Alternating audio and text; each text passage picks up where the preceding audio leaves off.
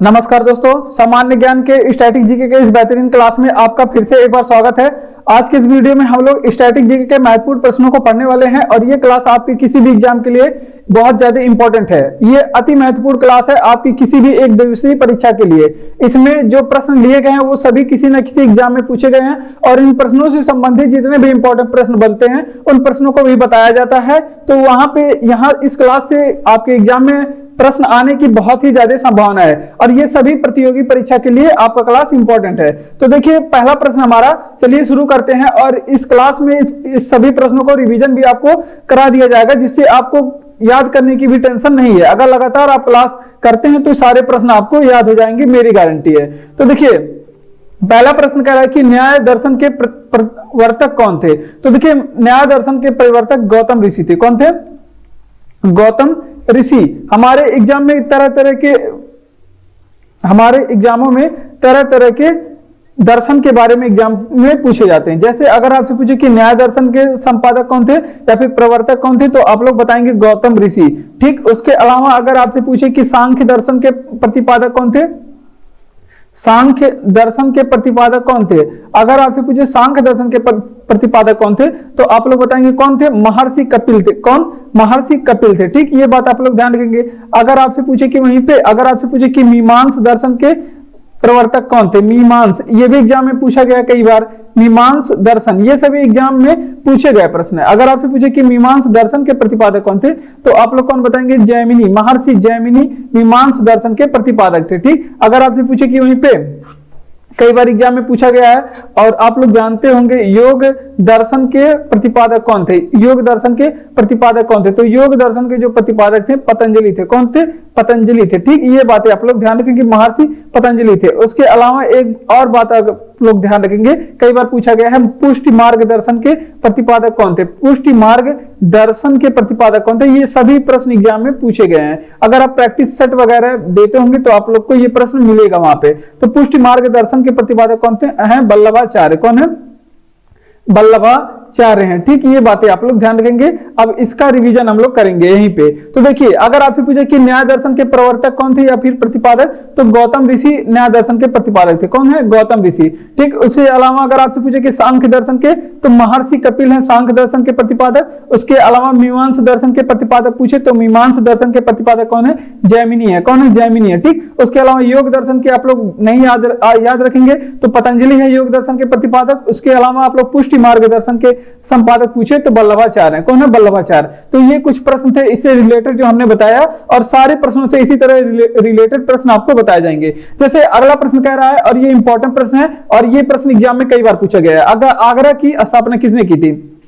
तो आगरा की स्थापना सिकंदर लोदी ने की थी। किसने? सिकंदर लोदी ने आगरा की स्थापना की थी। अब अगर आपसे पूछे कि कब की थी, तो ये भी आप लोग ध्यान रखेंगे 1504 में सिकंदर लोदी ने आगरा की स्थापना की और आगरा नगर को इसने क्या बनाया? आगरा नगर को इसने अपनी राजधानी बनाया। क्या बनाया? अपनी राजधानी बनाया। पहले इसकी राजधानी कहां हुआ करती थी? दिल्ली से ट्रांसफर करके ये आगरा को अपनी राजधानी बनाया। ठीक, ये बात आप लोग ध्यान रखेंगे। अब सिकंदर लोदी के बारे में दो चार प्रश्न बहुत पूछे जाते हैं। जैसे अगर आपसे पूछे कि ये शासक किस वंश का था, तो ये लोदी वंश का शासक था। किस वंश का? लोदी वंश का शासक था। ये आप लोग ध्यान रखेंगे। अगर सिकंदर लोदी के बारे में क्या पूछा जाता है, तो ये गुलरुखी उपनाम से, गुलरुखी के नाम से कविताएं लिखा करता था। गुलरुखी के नाम से कविताएं लिखा करता था। तो ये भी आपके एग्जाम में पूछा गया है कि ये गुलरुखी नाम से कविता लिखने वाला शासक कौन था। तो ये आपके सिकंदर लोदी जो था वो गुलरुखी नाम से कविताएं लिखा करता था। तो ये भी बात आप लोग ध्यान रखेंगे, ये गुलरुखी नाम से कविताएं लिखा करता था क्योंकि ये फेमस नहीं, ये शायद नहीं चाहता होगा कि मेरा नाम सामने आए कि मैं मतलब इसका भी शौकीन हो। तो इस वजह से ये गुलरुखी के नाम से अपना नाम गुलरुखी बताता था और उसके नाम से कविताएं लिखा करता था। ये आपके ऑप्शन एग्जाम में पूछा गया है। अगर आपसे पूछे कि गज ए सिकंदरी किसने शुरू की थी, गज ए सिकंदरी किसने शुरू की, तो ये आपके सिकंदर लोदी ने शुरू की। गज ए सिकंदरी। अगर आपसे पूछे कि किसने शुरू की थी तो सिकंदर लोदी ने गज ए सिकंदरी शुरू की थी। अगर आपसे पूछे कि ये किस काम में आता था गज ए सिकंदरी, तो ये भूमि के माप करने में काम आता था। किसके? भूमि के माप में काम आता था। तो इतनी बातें आप लोग ध्यान रखेंगे। जैसे अगर आपसे पूछे कि आगरा नगर की स्थापना किसने की थी, तो आप लोग बताएंगे किसने की थी? सिकंदर लोदी ने आगरा नगर की स्थापना की। किसने? सिकंदर लोदी ने 1504 में आगरा नगर की स्थापना की। सिकंदर लोदी किस वंश का था? तो ये लोदी वंश का था, नाम से ही पता चल रहा है। अगर आपसे पूछे कि गुलरुखी के नाम से कविताएं कौन लिखा करता था, तो गुलरुखी के नाम से कविताएं सिकंदर लोदी लिखा करता था। ये भी आप लोग ध्यान रखेंगे। और गज ए सिकंदरी का प्रचलन इसने किया था। ये भूमि मापन का एक पैमाना था और ये अपनी राजधानी कहां पे बनाया था? आगरा की स्थापना की और अपनी राजधानी यही आगरा में बनाया था। ठीक। तूतीय हिंद का जन्म कहां पे हुआ था? देखिए यहाँ पे तूतीय हिंद, अगर आपको नहीं पता किसे कहा जाता है, तो ये आप लोग ध्यान रखेंगे, अमीर खुसरो को कहा जाता है। किसे कहा जाता है? अमीर खुसरो को। और अमीर खुसरो के बारे में एग्जाम में अलग अलग तरह के अलग अलग एग्जामों में कई तरह के प्रश्न पूछे गए हैं और उन सारे प्रश्नों को जो ज्यादा पूछे जाते हैं उन सभी प्रश्नों को हम लोग पढ़ने वाले हैं। तो देखिए ये क्लास आपके किसी भी एग्जाम के लिए बहुत ही ज्यादा इंपॉर्टेंट है। तो देखिए तूतीय हिंद किसे कहा जाता है? सबसे पहले यही प्रश्न पूछा जाता है। तो अमीर खुसरो को। अमीर खुसरो का जन्म कहां पे हुआ था? तो ये भी एग्जाम में कई बार पूछा गया है। तो पटियाली में इनका जन्म हुआ था। कहां पे? पटियाली। अब पटियाली किस राज्य में पड़ता है? तो ये भी आप लोग बताएंगे कि उत्तर प्रदेश में पड़ता है। कहां पे? उत्तर प्रदेश में। ये सारी बातें आप लोग ध्यान रखेंगे। अब अमीर खुसरो के बारे में ध्यान रखेंगे। इसे कुछ चीजों के जनक कहे जाते हैं। जैसे अमीर खुसरो को किन चीजों का जनक कहा जाता है, ये भी एग्जाम में पूछा जाता है। तो आप सारा एक साथ नोट करेंगे। तो ये आप लोग ध्यान रखेंगे, सितार एवं तबले का जनक अगर आपसे पूछे किसे कहा जाता है? सितार और तबले का जनक किसे कहा जाता है? अमीर खुसरो को। इसके अलावा उर्दू कविताओं का जनक किसे कहा जाता है? उर्दू कविता का जनक किसे कहा जाता है? या फिर अगर आपसे पूछे हिंदी खड़ी बोली का जनक किसे कहा जाता है? अगर आपसे पूछे कि हिंदी खड़ी बोली का जनक किसे कहा जाता है? या फिर अगर आपसे पूछे कि गजलों का जनक किसे कहा जाता है? गजलों का जनक, गजल आप लोग जानते ही होंगे, गजलों का जनक भी अमीर खुसरो को कहा जाता है। तो इतनी चीजें आप लोग ध्यान रखेंगे। गजलों का जनक भी अमीर खुसरो को कहा जाता है, उर्दू कविताओं का जनक और फिर अमीर खुसरो को कहा जाता है, सितार और तबले का जनक भी अमीर खुसरो को कहा जाता है। अगर आपसे पूछे कि अमीर खुसरो के गुरु का नाम बताइए, अमीर खुसरो के गुरु का क्या नाम था? तो ये भी आप लोग बहुत बार एग्जाम में पूछा गया है। निजामुद्दीन औलिया थे अमीर खुसरो के गुरु। कौन थे? निजामुद्दीन। तो अमीर खुसरो के गुरु का नाम बताएंगे आप लोग, क्या था? तो निजामुद्दीन। अगर आपसे पूछे कि अमीर खुसरो के गुरु का नाम बताइए, तो निजामुद्दीन औलिया थे अमीर खुसरो के गुरु। कौन थे? निजामुद्दीन औलिया अमीर खुसरो के गुरु थे। उसके अलावा आपसे क्या पूछ सकता है? हाँ, तो एक प्रश्न और आप लोग ध्यान रखेंगे, इन्होंने 7 दिल्ली सुल्तानों का दरबार देखा। ये 7 दिल्ली सुल्तानों के दरबार में रहते। जबकि निजामुद्दीन औलिया के बारे में पूछा जाता है कि ऐसा कौन सा ऐसा कौन सा सूफी संत था तो जो 7 दिल्ली सुल्तानों का शासनकाल देखा। तो ये शासनकाल देखे थे निजामुद्दीन औलिया, जबकि ये किसी शासक के दरबार में नहीं रहते थे। निजामुद्दीन औलिया ये किसी शासक के दरबार में रहना पसंद नहीं करते थे, वो किसी शासक के दरबार में नहीं रहते थे। जबकि मतलब अमीर खुसरो जो है वो 7 दिल्ली सुल्तानों के दरबार में रहा है। ठीक, ये बात आप लोग ध्यान रखेंगे। ये 7 दिल्ली सुल्तानों के दरबार में रहा है। जैसे बलबन के दरबार में रहा था, अलाउद्दीन खिलजी के दरबार में, जलालुद्दीन खिलजी के दरबार में, इन सभी के दरबार में रहा। ठीक, ये बातें आप लोग ध्यान रखेंगे। ये भी एग्जाम में पूछा जाता है। दोनों में थोड़ा सा अंतर है। देखिए तूतीय हिंद का जन्म कहां पे हुआ था? तो अगर आपसे पूछे तूतीय हिंद का जन्म तो पटियाली में हुआ था। कहां पे? उत्तर प्रदेश में पड़ता है। और तूतीय हिंद किसे कहा जाता है? अमीर खुसरो को कहा जाता है। और कुछ चीजों के जनक इन्हें कहे जाते हैं, जैसे सितार और तबले का जनक पूछे अमीर खुसरो को। उर्दू कविताओं का जनक किसे कहा जाता है? अमीर खुसरो को। इसके अलावा गजलों का जनक और हिंदी खड़ी बोली का जनक अमीर खुसरो को। ये 7 दिल्ली सुल्तानों के दरबार में रहा है। ये नंबर आप लोग याद रखेंगे, 7 दिल्ली सुल्तानों के दरबार में ये रहे हैं। उसके अलावा आप लोग ध्यान रखेंगे कि इनके गुरु का क्या नाम था? निजामुद्दीन औलिया अमीर खुसरो के गुरु थे। तो अगर आपको क्लास अच्छा लग रहा हो तो क्लास को प्लीज लाइक करिए। इसी तरह से हम लोग सारे प्रश्नों को पढ़ने वाले हैं। एक प्रश्न से संबंधित आपको 10 पॉइंट बताए जाएंगे और वो सारे पॉइंट ऐसा नहीं ऐसा ऐरा गैरा पॉइंट होंगे। वो सारे पॉइंट आपके एग्जाम के लिए इंपॉर्टेंट होंगे और सारे पॉइंट एग्जाम में पूछे गए होंगे। तो चलिए हम लोग अपना अगला प्रश्न शुरू देखते हैं। और इसका पीडीएफ अगर आपको चाहिए तो पीडीएफ चैनल का लिंक डिस्क्रिप्शन में दिया गया है, आप वहां पे जाकर के इसका पीडीएफ पा सकते हैं। बढ़ते हैं अपने अगले प्रश्न की ओर। और अगला प्रश्न हमारा अगला प्रश्न है कि बहमनी राज्य की स्थापना किस वर्ष हुई? तो देखिए बहमनी राज्य की स्थापना 1347 में हुई थी। ठीक, अगर आपसे पूछे कि 1347 में बहमनी राज्य की स्थापना, अगर आपसे पूछे कि बहमनी राज्य की स्थापना, यहाँ पे लिख लेते हैं, अगर आपसे पूछे कि बहमनी राज्य की स्थापना किसने की, तो ये भी आप लोग ध्यान रखेंगे, बहमन शाह ने इसकी स्थापना किसने की? यहाँ पे फिर से लिखेंगे, अगर आपसे पूछे कि बहमनी राज्य की स्थापना किसने करा था, तो आप लोग क्या बताएंगे कि बहमन शाह ने इसकी स्थापना की। किसने? बहमन शाह ने इसकी स्थापना की। और बहमन शाह को और किस नाम से जानते हैं? इसे हसन गंगू के नाम से भी जानते हैं, ये भी एग्जाम में पूछा गया, बहमन शाह को हसन गंगू के नाम से भी जानते हैं। ठीक, ये बातें आप लोग ध्यान रखेंगे। उसके अलावा अब चलते हैं अपने अगले और प्रश्न देखते हैं यहां से इंपॉर्टेंट। तो देखिए बहमनी राज्य में एक विदेशी यात्री आया था, और ये एग्जाम में कई बार पूछा गया है कि इनके दरबार में कौन सा विदेशी यात्री आया था। तो जो आया था उनका नाम था निकितन। क्या था इनका नाम? क्या था? निकितन नामक एक रूसी यात्री आया था। कहां से आया था? ये रूस से आया था। ठीक, ये बात आप लोग ध्यान रखेंगे, ये रूसी यात्री था। उसके अलावा और ये रूसी यात्री आया था। अब एक तालीकोटा का युद्ध है, तालीकोटा का युद्ध, और तालीकोटा का युद्ध एग्जाम में कई बार पूछा गया है। तालीकोटा का युद्ध आपके एग्जाम के लिए बहुत ही ज्यादा इंपॉर्टेंट है। तो देखिए तालीकोटा का युद्ध सबसे पहले तो ये पूछा जाता है कि कब हुआ था, तो आप लोग बताएंगे कि 1565 में हुआ था तालीकोटा का युद्ध। कब हुआ था? 1565 में। उसके अलावा अगर आपसे पूछे किसके किसके बीच में हुआ था, तो दो लोगों के बीच, एक तो आपका विजयनगर साम्राज्य था और एक बहमनी राज्य के बीच में। ठीक, विजयनगर का जो साम्राज्य था और फिर आपके बहमनी राज्य के बीच में ये युद्ध लड़ा गया था। और ये दक्षिण में दोनों राजवंशों का उदय हुआ था, विजयनगर साम्राज्य और बहमनी राज्यों का उदय कहां पे हुआ था? दक्षिण में हुआ था। तो ये आप लोग तालीकोटा का युद्ध भी आप लोग साथ में याद रखेंगे, जिसमें विजयनगर साम्राज्य की हार हुई थी और बहमनी जो राज्य है इसकी विजय हुई थी। ठीक, ये जीते थे। तो इतनी बातें आप लोग ध्यान रखेंगे, ये प्रश्न एग्जाम में पूछे जाते हैं। यहां से जो इंपॉर्टेंट प्रश्न था हमने बताया, और आगे के क्लासों में इससे और भी प्रश्न पढ़ेंगे। आप लोग क्लास में लगातार बने रहिएगा और लगातार क्लास करिएगा। देखिए बहमनी राज्य की स्थापना किस वर्ष हुई थी? तो 1347 में इसकी स्थापना हुई। कब हुई थी? 1347 में। उसके अलावा आपसे क्या पूछेगा, किसकी स्थापना किसने की बहमनी राज्य की? तो बहमन शाह ने। एग्जाम में कई बार पूछा गया बहमन शाह, या फिर इसे हसन गंगू के नाम से भी जाना जाता है, इसने बहमनी राज्य की स्थापना की। ठीक, ये बातें आप लोग ध्यान रखेंगे। अगर आपसे पूछे कि इनके राज्य में कौन सा विदेशी यात्री आया था, तो निकेतन था। निकेतन कहां से आया था? रूस से आया था। ये बात आप लोग ध्यान रखेंगे। निकेतन नामक इनके दरबार में बहमनी राज्य में एक विदेशी यात्री आता है, ये रूस का रहने वाला था। ठीक, अगर आपसे पूछे कि तालीकोटा का युद्ध कहां पे हुआ था, तो तालीकोटा का युद्ध 1565 में हुआ और विजयनगर साम्राज्य और बहमनी राज्यों के बीच में हुआ, और जिसमें जीत विजयनगर बहमनी राज्य की हुई थी। ठीक, ये बातें आप लोग यहां से ध्यान रखेंगे इस प्रश्न से, जो हमारा दूसरे नंबर का प्रश्न था, और ये आपके जीएस की दृष्टि से इंपॉर्टेंट था। अब अति महत्वपूर्ण प्रश्न है कि दिल्ली के 7 सुल्तानों का शासनकाल कौन देखा? तो देखिए शासनकाल देखने की बात करें तो आपका कौन हो जाएगा? अभी हमने पहले प्रश्न में बताया कौन हो जाएगा, निजामुद्दीन औलिया। तो इसका रिवीजन करेंगे। देखिए ये इंपॉर्टेंट प्रश्न है आपके एग्जाम के लिए, और निजामुद्दीन औलिया से संबंधित प्रश्न हम लोग देखने वाले थे। देखिए अब दिल्ली के 7 सुल्तानों के शासनकाल कौन देखा?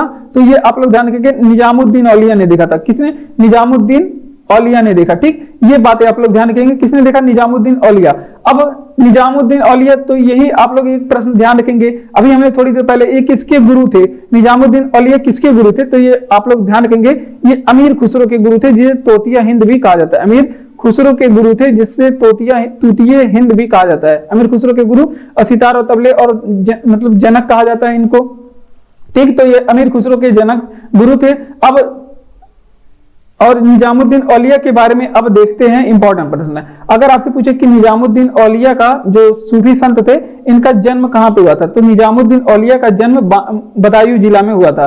कहां पे हुआ था? बदायूं जिला। और ये प्रश्न भी एग्जाम में पूछा गया है, बदायूं जिला कहां पे है? उत्तर प्रदेश में। यहाँ निजामुद्दीन औलिया का जन्म हुआ था। ठीक, अगर आपसे पूछे कि निजामुद्दीन औलिया ने एक कथन कहा था जिसकी वजह से ये फेमस है, पूछा जाता है एग्जाम में, कई बार पूछा भी गया है कि किसने कहा था कि दिल्ली अभी दूर है? किसने कहा था दिल्ली अभी दूर है? तो निजामुद्दीन औलिया ने कहा था कि दिल्ली अभी दूर है। तो इनका एक स्टेटमेंट है दिल्ली अभी दूर है, जिसे आप लोग याद रखेंगे। उसके अलावा अगर आपसे पूछे कि गयासुद्दीन तुगलक इनसे द्वेष रखता था, अगर आपसे पूछे कि इनका और गयासुद्दीन तुगलक से पटता नहीं था, तो ये बात आप लोग ध्यान रखेंगे। पूछा जाता है कि गयासुद्दीन तुगलक किस सूफी संत से द्वेष रखता था या फिर नहीं पटता था उसका, तो ये आप लोग ध्यान रखेंगे, गयासुद्दीन गयासुद्दीन तुगलक का इससे नहीं पटता है। ठीक, ये बातें आप लोग ध्यान रखेंगे। गयासुद्दीन वर्सेस निजामुद्दीन औलिया आप लोग लिख लीजिए, गयासुद्दीन तुगलक से इसका पटता नहीं है। ठीक, ये बातें आप लोग ध्यान रखेंगे। और आप लोग अगर प्रैक्टिस सेट वगैरह देते होंगे तो ये सारे प्रश्न आपको उसमें मिलेंगे। तो ये क्लास आपके लिए बहुत ही ज्यादा इंपॉर्टेंट है। अगर आप अभी तक क्लास को लाइक नहीं किए तो क्लास को लाइक करिए। देखिए, दिल्ली सुल्तान के शासनकाल का, दिल्ली के 7 सुल्तानों का शासनकाल कौन देखा? तो दिल्ली के 7 सुल्तानों का शासनकाल देखने वाला सूफी संत निजामुद्दीन औलिया था। कौन थे? निजामुद्दीन औलिया।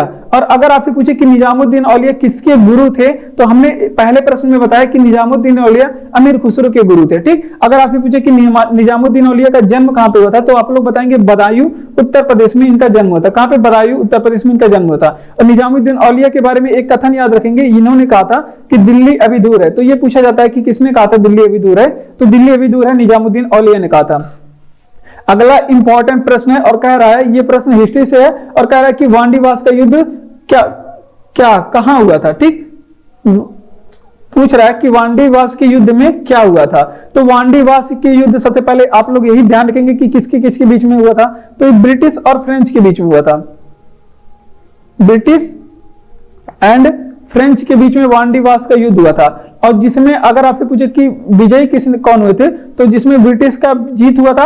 अगर आपसे पूछे कि इसमें ब्रिटिश का नेतृत्व किसने किया था, ब्रिटेन वालों का नेतृत्व यानी फिर अंग्रेजों का नेतृत्व किसने किया था, तो ये आप लोग ध्यान रखेंगे कि ये एग्जाम में पूछा भी गया। आयरकूट ने इनका नेतृत्व किया था। किसने? आयरकूट ने। और फ्रेंच का नेतृत्व अगर आपसे पूछे कि किसने किया था, जबकि फ्रेंच हार गए थे, तो ये आपसे पूछेगा कि फ्रेंच यानी कि फ्रांसीसियों का नेतृत्व किसने किया था, तो आप लोग ध्यान रखेंगे काउंट लाली ने किया था। किसने? काउंट लाली या फिर लैली भी मिलता है, तो ये आप लोग ध्यान रखेंगे काउंट लाली ने फ्रांसीसियों का नेतृत्व किया था। ठीक, अब कुछ युद्धों के बारे में आपसे पूछा जाएगा एग्जाम में। जैसे पूछा जाता है कि बक्सर का युद्ध कब हुआ था। बक्सर का युद्ध जो अंग्रेजों के लिए सबसे ज्यादा निर्णायक युद्ध होता है, तो बक्सर का युद्ध 1760 में हुआ था। कब? अगर आपसे पूछे 1760 में कौन सा युद्ध हुआ था, तो बक्सर का युद्ध। अगर आपसे पूछे कि प्लासी का 1764 में हुआ था। ठीक, ये 1764 में हुआ था।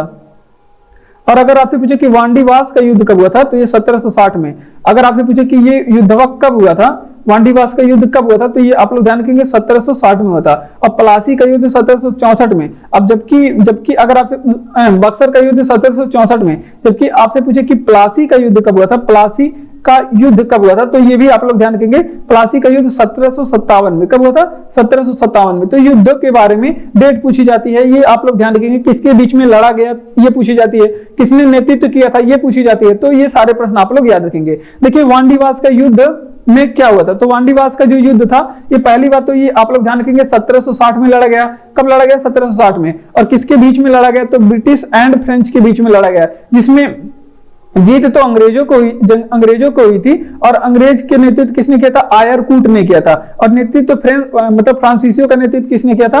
काउंट लाली ने किया था। किसने? काउंट लाली ने। जबकि बक्सर का युद्ध एग्जाम में कई बार पूछा गया 1764 में हुआ है, जबकि प्लासी का युद्ध कई बार एग्जाम में पूछा गया 1757 में हुआ है। ये सारे प्रश्न आपको किसी न किसी एग्जाम में जरूर मिलेंगे। ठीक, तो बढ़ते अपने अगले प्रश्न की ओर।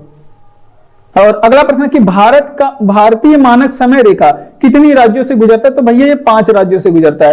राज्य नोट कर लीजिए क्योंकि एग्जाम में पूछा भी जाता है। देखिए, राज्य हो गया आपका कौन कौन सा, तो उत्तर प्रदेश से आप लोग नहीं भूलेंगे। उत्तर प्रदेश हो गया आपका, उत्तर प्रदेश के जस्ट नीचे जाएंगे मध्य प्रदेश से जाता है, मध्य प्रदेश से जाता है। उसके मध्य प्रदेश के बगल में छत्तीसगढ़ है, वहां पे भी ये रेखा जाती है, छत्तीसगढ़ से भी जाती है। और उसके अलावा मध्य प्रदेश हो गया, छत्तीसगढ़, और उसके बाद उड़ीसा आप लोग ध्यान रखेंगे, उड़ीसा से भी जाती है।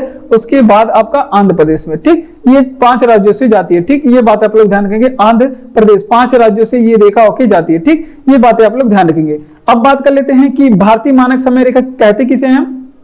तो देखिए, भारतीय मानक समय रेखा अगर आपसे पूछे किसे कहते हैं, जिसे IST भी बोलते हैं, इंडियन स्टैंडर्ड टाइम, और इसे कहते हैं 82.5 डिग्री पूर्वी देशांतर। 82.5 डिग्री पूर्वी देशांतर। ठीक, अगर आपसे पूछे कि अगर इस तरह से 82.5 डिग्री पूर्वी देशांतर आपको नहीं मिलेगा एग्जाम में, तब आपको इस तरह का मिला दिखाई देगा। कितना, कैसे? 82.5 डिग्री, 82 डिग्री और 30 मिनट। तो आप लोग लगाएंगे 82 डिग्री 30 मिनट, ना कि 82 डिग्री 50 मिनट पे। तो ये आप लोग थोड़ा सी सावधानी यहाँ पे देखेंगे क्योंकि एग्जाम में ये प्रश्न गलत हो जाता है। ठीक, तो 82.5 डिग्री देशांतर को लगाएंगे आप लोग। ये इंडियन स्टैंडर्ड टाइम है, भारत का मानक समय रेखा। ठीक, ये बातें आप लोग ध्यान रखेंगे। यहाँ पे ब्रेकअप कर देते हैं।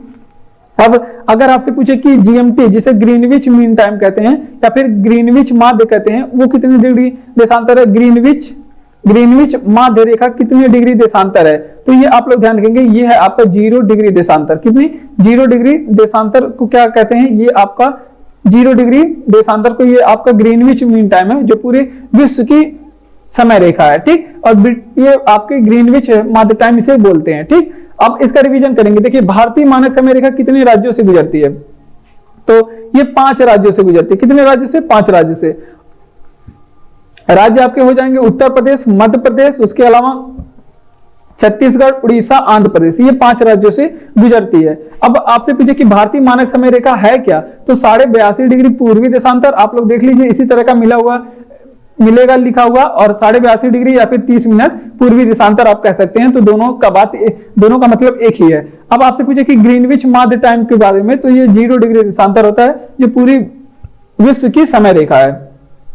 और अगला प्रश्न है कि उत्तर प्रदेश की सीमा कितने राज्यों से लगता है, तो देखिए ये भी इंपॉर्टेंट प्रश्न है और एग्जाम में यहाँ से प्रश्न गलत होते हैं। अगर आपसे पूछे कि कितने राज्यों से, तो यहाँ पे राज्यों से पूछेगा तो आप लोग बताएंगे कि 8 राज्यों से उत्तर प्रदेश की सीमा लगती है। लेकिन आपसे पूछे कि मतलब यूनियन टेरिटरी सहित कितने राज्यों से सीमा लगती है या फिर संघ राज्य सहित कितने राज्यों से सीमा लगती है, तो आप लोग 9 राज्य बताएंगे। कितने राज्य बताएंगे, 9 राज्य। आइए चलिए देख लेते हैं कौन कौन से 9 राज्य हैं। तो यहाँ पे राज्यों को आप लोग नोट करेंगे। सबसे पहले उत्तर प्रदेश की सीमा, आप लोग उत्तर से आएंगे तो उत्तर प्रदेश से ही अलग हुआ है उत्तराखंड, इससे उत्तर प्रदेश की सीमा लगती है। उसके अलावा उत्तराखंड हो गया, हिमाचल प्रदेश से उत्तर प्रदेश की सीमा लगती है, हिमाचल प्रदेश से उत्तर प्रदेश की सीमा लगती है। उसके अलावा फिर आपका हरियाणा हो जाएगा, हरियाणा से सीमा लगती है। हरियाणा की राजधानी क्या है, चंडीगढ़, ठीक। हरियाणा से भी सीमा लगती है। उसके अलावा राजस्थान से भी सीमा लगती है। राजस्थान के बाद मध्य प्रदेश से सीमा लगती है। कहां से, मध्य प्रदेश से सीमा लगती है, और मध्य प्रदेश से सर्वाधिक सीमा लगती है। मध्य प्रदेश के बाद आप लोग जाएंगे छत्तीसगढ़ में, छत्तीसगढ़ से भी उत्तर प्रदेश की सीमा लगती है। छत्तीसगढ़ के बाद आप लोग कहां पे जाएंगे, मतलब झारखंड में, झारखंड से सीमा लगती है। फिर बिहार से, इस तरह से 9 राज्यों से, मतलब 8 राज्यों से सीमा लगती है। अगर यूनियन टेरिटरी पूछे किस यूनियन टेरिटरी से सीमा लगती है, तो दिल्ली को भी आप लोग बताएंगे। इस तरह से टोटल 9 मतलब संघ राज्य और केंद्र शासित प्रदेशों से, संघ राज्य और राज्यों से सीमा लगती है उत्तर प्रदेश की, ठीक। तो ये एग्जाम में कई बार एग्जाम में पूछा गया है और यहाँ से प्रश्न गलत होते हैं। आपको प्रैक्टिस सेट वगैरह में भी अगर जागरूक छात्र हैं तो आपको मिला होगा, ठीक। तो देखिए उत्तर प्रदेश की सीमा कितने राज्यों से लगती है, तो 8 राज्य बताएंगे। अगर यूनियन टेरिटरी सहित पूछे या फिर केंद्र शासित प्रदेश, तो 9 राज्यों से बताएंगे। कितने राज्यों से, 9 राज्यों से, ठीक। अब देखिए कौन कौन से राज्य हो गए आपका, उत्तराखंड, हिमाचल प्रदेश, हरियाणा, राजस्थान, मध्य प्रदेश, उसके अलावा छत्तीसगढ़, झारखंड और बिहार। इस तरह से ये आपके कितने राज्यों के साथ सीमा लगती है, तो वो आपके 8 राज्यों और 9 राज्यों के साथ सीमा लगती है, ठीक। इतनी बातें आप लोग ध्यान रखेंगे। अब अगर आपसे पूछे कि सर्वाधिक सीमा किसके साथ लगती है उत्तर प्रदेश की, तो सर्वाधिक मध्य प्रदेश के साथ सीमा लगती है। किसके साथ, सर्वाधिक मध्य प्रदेश के साथ सीमा लगती है। उसके अलावा सबसे कम पूछे किसके साथ लगती है, तो सबसे कम हिमाचल प्रदेश के साथ सीमा लगती है। किसके साथ, हिमाचल प्रदेश के साथ। तो ये बातें आप लोग ध्यान रखेंगे। और अगला प्रश्न हमारा जियोग्राफी से। जियोग्राफी से यहाँ पे खाड़ी, गल्फ और फिर महासागरों के बारे में हम लोग इंपॉर्टेंट विश्व जियोग्राफी के बारे में हम लोग प्रश्न देखेंगे। जैसे अगर आपसे पूछे कि फारस की खाड़ी कहाँ स्थित है, तो फारस की खाड़ी ऑप्शन में क्या मिलता है, ये ईरान और सऊदी अरब के बीच में मिलेगा। ईरान या फिर ईरान और अरब प्रायद्वीप के बीच में ऑप्शन में मिलता है कि ये स्थित है। किसके बीच में, अरब प्रायद्वीप के बीच में स्थित है, ठीक। ये बातें आप लोग ध्यान रखेंगे। अब फारस की खाड़ी के बारे में देख लेते हैं। और एक यहाँ पे नहर है जिसको क्या बोलते हैं, फारस की खाड़ी के पास एक नहर है जिसको हम लोग क्या नहर नहीं, एक जल संधि है जिसे हम लोग क्या बोलते हैं, इसको बोलते हैं हारमुज जल संधि। क्या बोलते हैं, हारमुज जल संधि।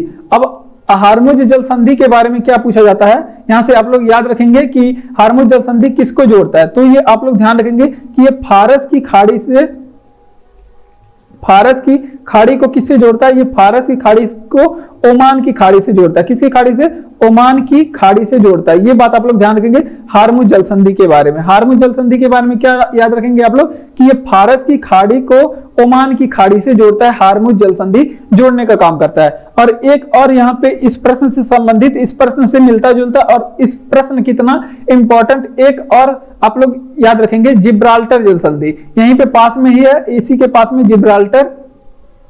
जिब्राल्टर जल संधि के बारे में देखेंगे। तो जिब्राल्टर जल संधि के बारे में लोग क्या देखेंगे कि अगर आपसे पूछे कि जिब्राल्टर जल संधि से अलग अलग तरह के प्रश्न पूछे जाते हैं। जैसे अगर आपसे पूछेगा कि ये किन दो देशों के बीच में स्थित है, तो आप लोग बताएंगे स्पेन एंड मोरक्को के बीच में स्थित है। जहां पे मोरक्को कहां का कंट्री है, दक्षिण मतलब अफ्रीका का कंट्री है, और फिर स्पेन आपका कहां पे, ब्रिटेन का कंट्री, मतलब उत्तरी यूरोप का कंट्री है।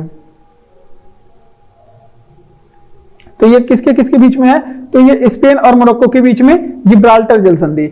और यहां से क्या प्रश्न पूछेगा कि ये यूरोप और एशिया मतलब यूरोप और अफ्रीका को अलग करने वाला जल संधि कौन सा है, तो वो भी जवाब हो जाएगा आपका जिब्राल्टर जल संधि। यूरोप एंड अफ्रीका को अलग करने वाला जल संधि कौन सा है, अफ्रीका।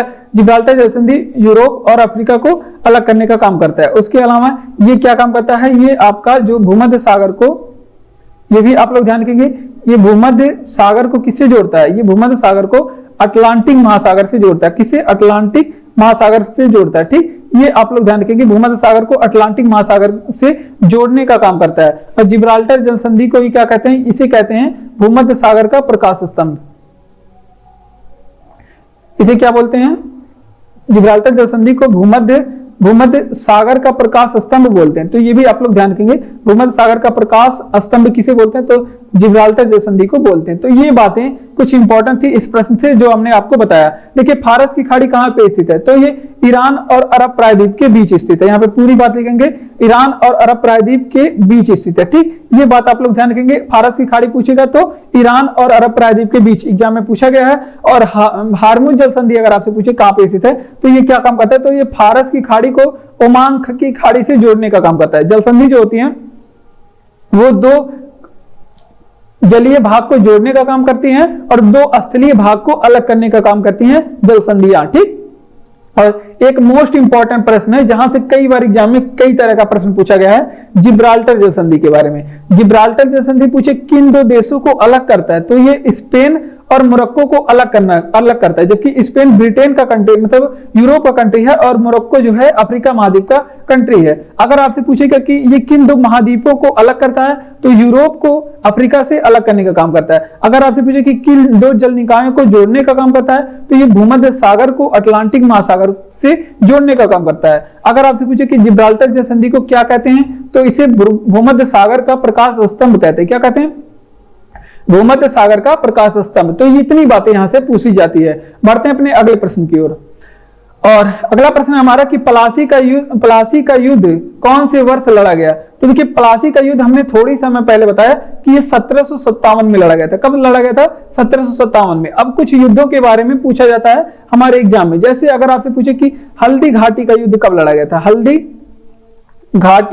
हल्दी घाटी का युद्ध कब लड़ा गया था, तो सभी युद्धों के बारे में आप लोग ध्यान रखेंगे क्योंकि यहां से प्रश्न पूछे जाते हैं, केवल डेट पूछा जाता है। तो ये 1576 में लड़ा गया था हल्दी घाटी का युद्ध। अगर आपसे पूछे कि चंदावर का युद्ध कब लड़ा गया था, चंदावर का युद्ध, इसके बारे में भी पूछा गया है, चंदावर का युद्ध कब लड़ा गया। तो आप लोग बताएंगे चंदावर का जो युद्ध है ये चंदावर का युद्ध 1194 में लड़ा गया था। कब, 1194 में। इसके अलावा कुछ इंपॉर्टेंट प्रश्न दसराग युद्ध के बारे में पूछा जाता है। दसराग युद्ध के बारे में पूछा जाता है, कई बार एग्जाम में पूछा गया है दसराग युद्ध। तो ये परसुनी नदी के किनारे लड़ा गया था। क्या पूछा जाता है कि किस नदी के किनारे लड़ा गया, परसुनी नदी के किनारे। और ये परसुनी नदी का वर्तमान नाम क्या है, ये भी पूछा जाता है।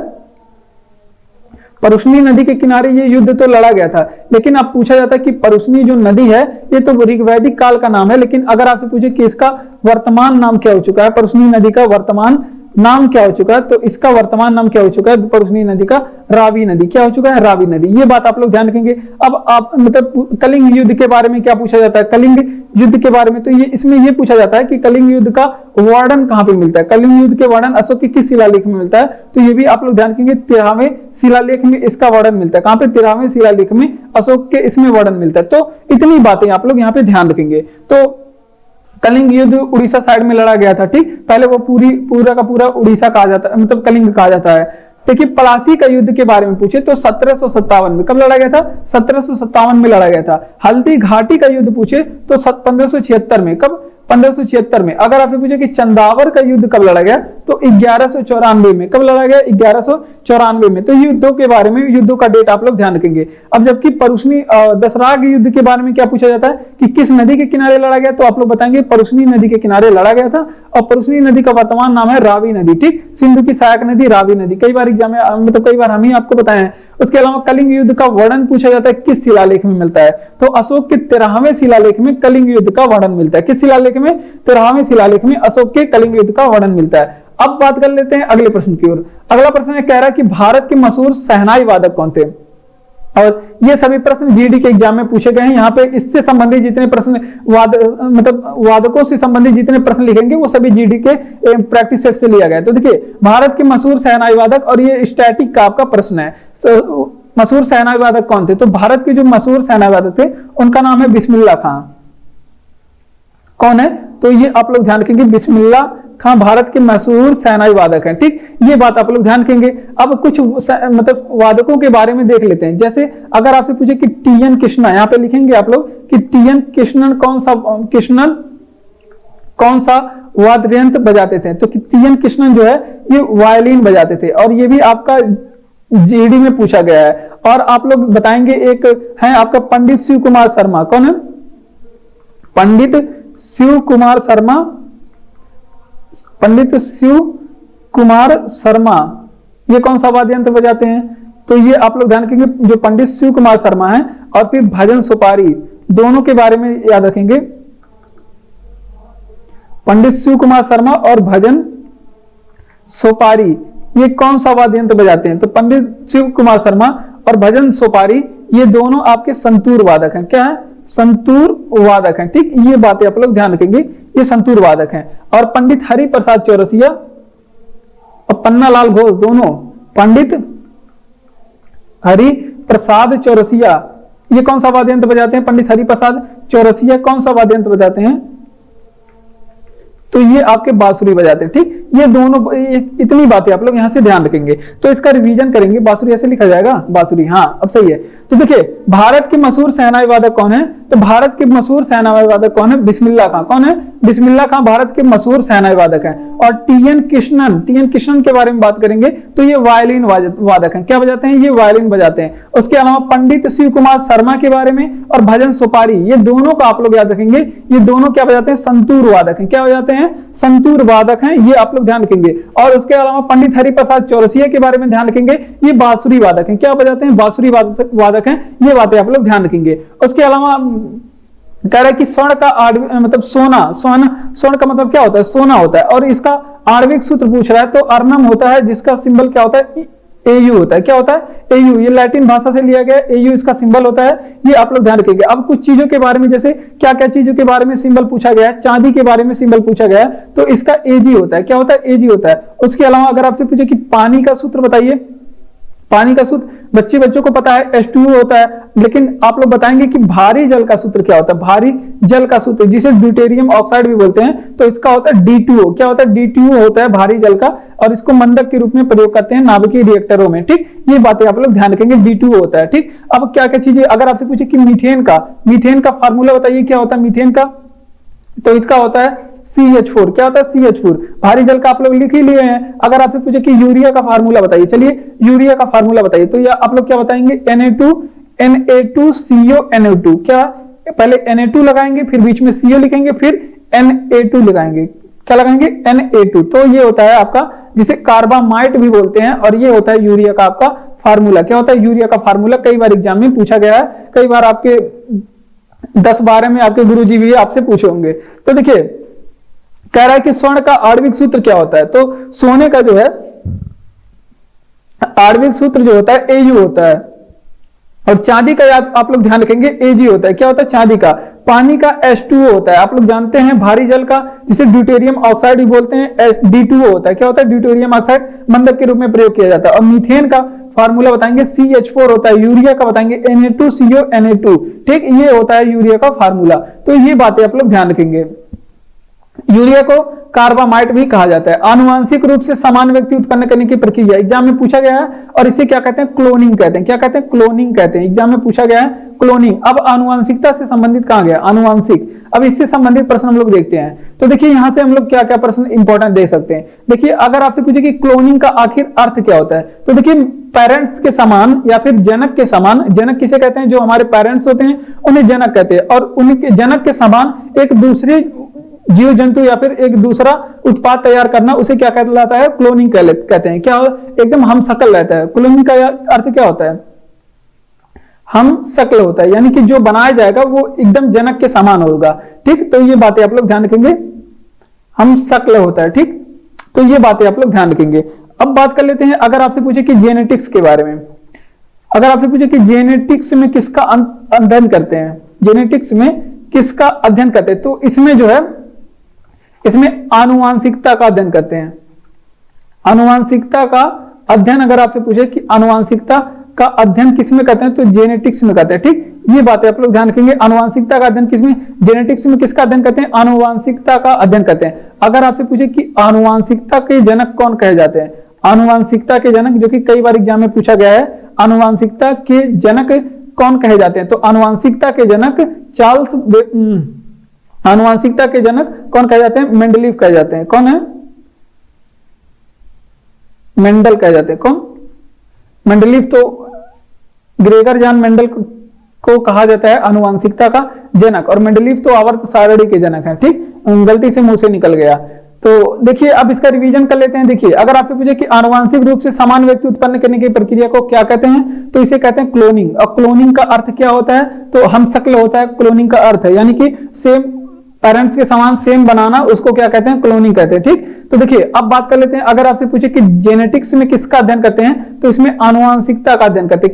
किसका अध्ययन करते हैं, आनुवांशिकता का अध्ययन करते हैं जेनेटिक्स में। उसके अलावा आनुवांशिकता के जनक कौन कहे जाते हैं, तो मेंडल ने कहे जाते हैं आनुवांशिकता के जनक, जिनका पूरा नाम है ग्रेगर जॉन मेंडल। ये है आनुवांशिकता के जनक। तो इससे इतनी बातें आप लोग ध्यान रखेंगे। तो अब बात कर लेते हैं, अगला इंपॉर्टेंट प्रश्न है, और ये भी आपके बायो से प्रश्न है, और यहां से संबंधित एग्जाम में पूछा जाता है। देखिए मूत्र जो है ये आपके एग्जाम के लिए बहुत ही ज्यादा इंपॉर्टेंट है, यहां से प्रश्न पूछे जाते हैं। ठीक, तो यहां पे पूछ रहा है कि कौन सा मूत्र प्रणाली का हिस्सा नहीं है, तो मूत्र प्रणाली का हिस्सा के बारे में बात करेंगे। तो देखिए ये मूत्र मार्ग आपका मूत्र प्रणाली का हिस्सा है, मूत्र मार्ग मूत्र प्रणाली का हिस्सा है। उसके अलावा आप लोग ध्यान रखेंगे मूत्राशय जो है, मूत्राशय वो भी मूत्र में काम करता है। मूत्राशय ये भी ये एग्जाम में प्रश्न पूछा गया है। मूत्र मार्ग हो गया, मूत्राशय हो गया, उसके अलावा मूत्र वाहिनियां जो होती हैं ये सभी मूत्र में, मूत्र के निर्माण में या फिर मूत्र को बाहर निकालने में सहायक होती हैं। और मूत्र से संबंधित हम लोग कुछ इंपॉर्टेंट प्रश्न पढ़ेंगे जो आपके किसी भी एग्जाम के लिए इंपॉर्टेंट है, क्योंकि यहां से प्रश्न पूछा जाता है। ठीक, अब बात कर लेते हैं, अगर आपसे पूछे कि वहीं पे अब मूत्र के बारे में कुछ इंपॉर्टेंट, जैसे अगर आपसे पूछे कि मूत्र का निर्माण कहां पे होता है, तो मूत्र का जो निर्माण है विक्र में होता है। क्या होता है, उसको क्या बोलते हैं, विक्र बोलते हैं, जहां पे मूत्र का निर्माण होता है, जिसे आप लोग इंग्लिश में क्या बोलते हैं, किडनी बोलते हैं। यहाँ पे क्या होता है, मूत्र का निर्माण होता है। ठीक, वृक्क या फिर किडनी में मूत्र का निर्माण होता है। अगर आपसे पूछे कि मूत्र में दुर्गंध किस वजह से आते हैं, मूत्र में आप लोग देखते होंगे कि दुर्गंध आने लगता है, दुर्गंध ये किस वजह से आता है, तो मूत्र में दुर्गंध आने का कारण जो होता है कि मूत्र में क्या होता है, यूरिया उपस्थित होता है। यूरिया का होना मूत्र में दुर्गंध आने का कारण है। अब इस यहां से भी एग्जाम में प्रश्न पूछा गया है, यहां से भी एग्जाम में प्रश्न पूछा गया है कि मूत्र से दुर्गंध किस कारण की वजह से आता है, तो उसमें यूरिया होता है, इस वजह से दुर्गंध आता है। तो इस वजह से यहाँ पे आपको बताया जा रहा है, तो आप लोग इसे सीरियस होकर पढ़ें। ठीक, उसके बाद अगर आपसे पूछे कि मूत्र से कौन सा विटामिन उत्सर्जित होता है, ये भी एग्जाम में पूछा गया है कि मूत्र से कौन सा विटामिन उत्सर्जित होता है, तो यहाँ पे आप लोग ध्यान रखेंगे कि मूत्र से उत्सर्जित विटामिन, तो यहाँ पे विटामिन सी का उत्सर्जन होता है। कौन सा विटामिन, विटामिन सी का उत्सर्जन होता है। अगर आपसे पूछे कि मूत्र का पीएच मान बताइए, मूत्र का पीएच मान बताइए, तो यहाँ पे 6 इसका पीएच मान होता है। अब बताइए कि 6 पीएच मान है तो ये लवड़ी होगा या क्षारीय होगा। ठीक, ये आप लोग बताएंगे। देखिए मूत्र प्रणाली का हिस्सा नहीं है, तो वो आपका मूत्र मार्ग हो गया, मूत्र प्रणाली का हिस्सा है पूछ रहा है, तो मूत्र मार्ग हो गया, मूत्राशय हो गया, मूत्र वाहिनियां, ये सभी मूत्र प्रणाली का हिस्सा है। उसके अलावा अगर आपसे पूछे कि मूत्र का निर्माण कहाँ पे होता है, तो किडनी में होता है। कहाँ पे होता है, किडनी, मूत्राशय को ब्लैडल बोलते हैं। किडनी में निर्माण होता है। अगर आपसे पूछे कि मूत्र में दुर्गंध किस वजह से आता है, तो इसमें यूरिया की उपस्थिति होती है, जिसके वजह से मूत्र से दुर्गंध आता है, ये आप लोग ध्यान रखेंगे। अगर आपसे पूछे कि मूत्र से उत्सर्जित विटामिन कौन सा होता है, तो मूत्र से उत्सर्जित विटामिन सी होता है। क्या होता है?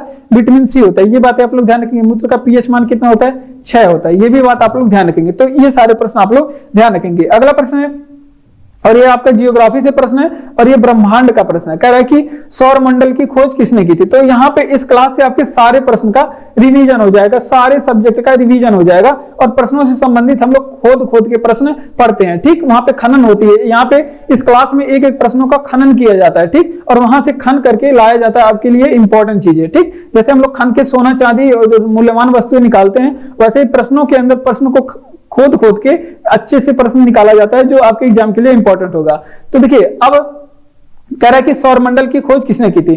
तो कॉपरनिकस ने सौरमंडल की खोज की थी। किसने किया था? कॉपर। तो देखिए, सौरमंडल की खोज किसने किया था? कॉपरनिकस ने सौरमंडल की खोज किया था। अगर आपसे पूछे कि सौरमंडल की आयु कितनी है, सौरमंडल की आयु कितनी है, तो 4.6 मिलियन वर्ष इसकी आयु है। कितनी है? 4.6 मिलियन वर्ष सौरमंडल की आयु बताई गई, अरब वर्ष है। तो देखिए 4.6 सौरमंडल की आयु कितनी है? 4.6 अरब वर्ष इसकी आयु है। अब बात कर लेते हैं इंपॉर्टेंट प्रश्न। अगर आपसे पूछे कि सूर्य जो होता है वो सौरमंडल का केंद्र माना गया है। सूर्य सौरमंडल का केंद्र होता है। और ये बात किसने कहा? सूर्य सौरमंडल का केंद्र होता है। ये बात किसने कहा था? तो ये बात कहा था, ये आप लोग ध्यान रखेंगे, ये केपलर ने कहा था। किसने? केपलर ने बताया कि सूर्य जो है सौरमंडल का केंद्र होता है। और ये भी एग्जाम में पूछा गया है, और आप लोग इसे ध्यान रखेंगे। अगर आपसे पूछे कि सौरमंडल का जन्मदाता किसे कहा जाता है, सौरमंडल का जन्मदाता किसे कहा जाता है, तो सौरमंडल का जो जन्मदाता है वो सूर्य को कहा जाता है। किसे कहा जाता है? सूर्य को कहा जाता है। ये भी बात आप लोग ध्यान रखेंगे, सौरमंडल का जन्मदाता किसे कहा जाता है? सूर्य को कहा जाता है। अब सौरमंडल में कुछ चीजें देख लेते हैं। जैसे अगर आप पूछा गया एग्जाम में, सौरमंडल का सबसे छोटा उपग्रह, ग्रह की बात नहीं कर रहे हैं, ग्रह पूछा जाएगा तो बुध हो जाएगा, लेकिन उपग्रह पूछ रहे हैं यहाँ पे। तो सौरमंडल का जो सबसे छोटा उपग्रह है वो डिमोस है। क्या है? डिमोस। और डिमोस किसका उपग्रह है? किस ग्रह का उपग्रह है? तो ये मंगल ग्रह का है। किसका? मंगल ग्रह का। अगर आपसे पूछे कि सौरमंडल का सबसे बड़ा उपग्रह कौन सा है, सौरमंडल का सबसे बड़ा उपग्रह क्या है, तो सौरमंडल का जो सबसे बड़ा उपग्रह है वो आप लोग ध्यान रखेंगे, वो है गैनीमीड। क्या है? गैनीमीड। और गैनीमीड किस ग्रह का उपग्रह है, तो ये आप लोग ध्यान रखेंगे, ये बृहस्पति का उपग्रह है। किसका? बृहस्पति का उपग्रह है। तो ये बातें आप लोग यहाँ पे ध्यान रखेंगे।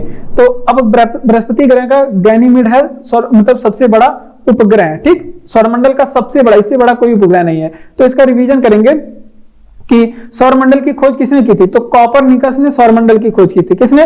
कॉपरनिकस ने। उसके अलावा अगर आपसे पूछे कि सूर्य सौरमंडल का केंद्र होता है, ये बात किसने बताई थी, तो सूर्य सौरमंडल का केंद्र होता है, ये बात केपलर ने बताई थी। किसने?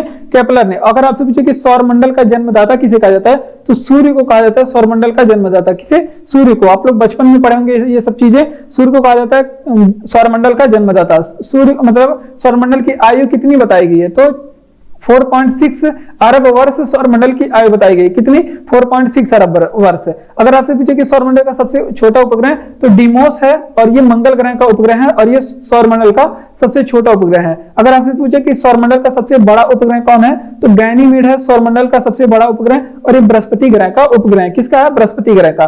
बढ़ते हैं अपने अगले प्रश्न की ओर। और आगे अगर आपको क्लास अच्छा लग रहा है तो चैनल को सब्सक्राइब करिए, वीडियो को लाइक करिए, शेयर करिए अपने दोस्तों तक, और बार बार कहते हैं तो कर ही दीजिए, और कमेंट बॉक्स में कमेंट करके बताइए कि ये आपको क्लास कैसा लग रहा है। और पीडीएफ का लिंक आपको डिस्क्रिप्शन में दिया गया है, टेलीग्राम चैनल का लिंक, आप वहां से जाकर के इसका पीडीएफ पाइए और पढ़िए। ठीक, इसको 24 घंटे के अंदर 2 बार रिवीजन करेंगे तो इसमें अधिकतर चीजें आपको याद हो जाएंगी, और रिवीजन करने में इसको आपको 20 मिनट से ज्यादा समय नहीं लगेगा। तो देखिए, और अगला प्रश्न हमारा कह रहा है कि पुस्तक पैराडॉक्सिकल प्राइम मिनिस्टर किसके द्वारा लिखी गई, तो पैराडॉक्सिकल प्राइम मिनिस्टर जो है ये शशि थरूर की पुस्तक है। किसकी? शशि थरूर की पुस्तक है। और शशि थरूर के बारे में और शशि थरूर की पुस्तकों के बारे में पूछा जाता है। शशि थरूर की पुस्तकें कई बार एग्जाम में पूछी गई हैं। कौन कौन सी पुस्तकें पूछी गई हैं, आइए चलिए हम लोग देखते हैं। तो देखिए, शशि थरूर हो गए, नमिता गोखले हो गए, इन सभी की पुस्तकों के बारे में आप लोग ध्यान रखिए, इन सभी पुस्तकों के बारे में आप लोग पढ़िए जरूर। ठीक है, शशि थरूर की ये पुस्तक है। ठीक, अब शशि थरूर ने कुछ पुस्तकें और लिखी हैं जो एग्जाम के लिए हमारे इंपॉर्टेंट है। जैसे अगर आपसे पूछे कि वाई आई एम हिंदू, ये पुस्तक किसने लिखी थी? वाई आई एम हिंदू, ये पुस्तक किसने लिखी थी? तो ये शशि थरूर की पुस्तक है। उसके अलावा अगर आपसे पूछे कि अंबेडकर ए लाइफ, ये किसकी पुस्तक है? अंबेडकर ए लाइफ किसकी पुस्तक है? तो ये तीनों पुस्तकें जो है आपके जीडी के एग्जाम में पूछी गई थी। तीनों पुस्तकें आपके जीडी एग्जाम में पूछी गई हैं, तो ये शशि थरूर की पुस्तक है। ठीक, अगर आपसे पूछे कि इंडिया 2020, यहां पे लिखेंगे अगर आपसे पूछे कि इंडिया 2020 पुस्तक के लेखक कौन है, तो इंडिया 2020 पुस्तक के लेखक कौन है? एपीजे अब्दुल कलाम है। कौन? एपीजे अब्दुल कलाम है। ठीक, ये बातें आप लोग ध्यान रखेंगे, एपीजे अब्दुल कलाम इस पुस्तक के लेखक है। लेकिन अगर आपसे पूछे कि इंडिया विंस फ्रीडम, ये किसकी पुस्तक है? इंडिया विंस फ्रीडम, ये किसकी पुस्तक है? तो इंडिया विंस फ्रीडम जो है ये अबुल कलाम आजाद की पुस्तक है। इंडिया विंस फ्रीडम ये अबुल कलाम आजाद की पुस्तक है। ठीक, ये बातें आप लोग ध्यान रखेंगे, अबुल कलाम आजाद की पुस्तक है। और इंडिया 2020 जो पुस्तक है एपीजे अब्दुल कलाम की है, और जबकि इंडिया विंस फ्रीडम पूछ ले तो अबुल कलाम आजाद की, जबकि विंग्स ऑफ फायर पूछे, विंग्स ऑफ फायर ये पुस्तक अगर आपसे पूछे तो आप लोग बताएंगे किसकी है? एपीजे अब्दुल कलाम की। तो ये कुछ पुस्तकें के बारे में थी जो आपको याद रखना है और ये एग्जाम में बार बार पूछी जाती है। तो देखिए, पुस्तक पैराडॉक्सिकल प्राइम मिनिस्टर किसके द्वारा लिखी गई? तो ये पुस्तक शशि थरूर के द्वारा लिखी गई। किसके द्वारा? शशि थरूर के द्वारा लिखी गई। ये आप लोग ध्यान रखेंगे, ये शशि थरूर है, इनके द्वारा लिखी गई।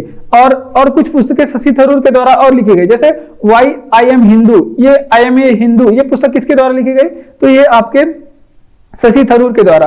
और अंबेडकर ए लाइफ पुस्तक किसके द्वारा लिखी गई? तो ये भी आपके शशि थरूर के द्वारा लिखी गई पुस्तक है। और कुछ पुस्तकों के बारे में हम लोग यहाँ पे एडिशनल पॉइंट क्या देखेंगे कि इंडिया 2020 पुस्तक किसने लिखी? तो एपीजे अब्दुल कलाम ने। किसने?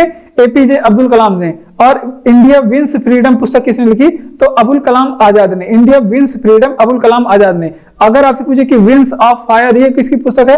तो विंस ऑफ फायर पुस्तक जो है ये आपके एपीजे अब्दुल कलाम के। तो ये बातें आप लोग ध्यान रखिए। जबकि इंडिया विंस फ्रीडम तो ये अबुल कलाम आजाद। यहाँ पे बच्चे बहुत कंफ्यूज होते हैं, इसी वजह से जब हम बताते हैं तो दोनों प्रश्नों को एक साथ बताते हैं ताकि आपको कंफ्यूजन क्लियर रहे। ठीक, ब्रह्म समाज की स्थापना, तो देखिए ब्रह्म समाज मतलब आर्य समाज और फिर आर्य समाज, सत्यशोधक समाज, प्रार्थना समाज और वेद समाज, ये सभी समाजों के बारे में कई बार एग्जाम में पूछा गया और ये प्रश्न स्टैटिक में आते हैं और ये एग्जाम में बार बार पूछे जाते हैं। और आइए चलिए हम लोग सारे समाजों के बारे में देख लेते हैं जो ज्यादा एग्जाम में पूछे जाते हैं। तो देखिए ब्रह्म समाज की स्थापना तो आप लोग याद रखेंगे, कई बार हम ही बताए हैं, राजा राम मोहन राय ने किया था। किसने? राजा राम मोहन राय ने इसकी स्थापना की थी। किसने? राजा राम मोहन राय ने ब्रह्म समाज की स्थापना। अगर आपसे पूछे कि ब्रह्म समाज की स्थापना हुई कब थी तो आप लोग बताएंगे कि 1928 में। कब हुई थी? 1928 में इसकी स्थापना हुई थी। अगर आपसे पूछे कि आर्य समाज की स्थापना किसने किया? आर्य समाज की स्थापना किसने किया था? तो आर्य समाज की जो स्थापना है वो दयानंद सरस्वती ने किया था। किसने? दयानंद सरस्वती ने किया था। किसने? दयानंद सरस्वती ने आर्य समाज की स्थापना। उसके अलावा अगर आपसे पूछे कि ये 1875 में होता, कब? 1875 में इसकी स्थापना हुई थी। आर्य समाज की स्थापना कब हुई थी? 1875 में। सत्यशोधक समाज की स्थापना, तो सत्यशोधक समाज के बारे में आप लोग ध्यान रखेंगे, इसकी स्थापना ज्योतिबा फूले ने की थी। किसने? सत्यशोधक समाज की स्थापना ज्योतिबा फूले ने की थी। यह भी एग्जाम में कई बार पूछा गया। ज्योतिबा फूले ने की थी सत्यशोधक समाज की स्थापना, ज्योतिबा फूले ने। इसके अलावा कुछ समाज अगर आपसे पूछे कि प्रार्थना समाज की स्थापना किसने किया था? प्रार्थना समाज की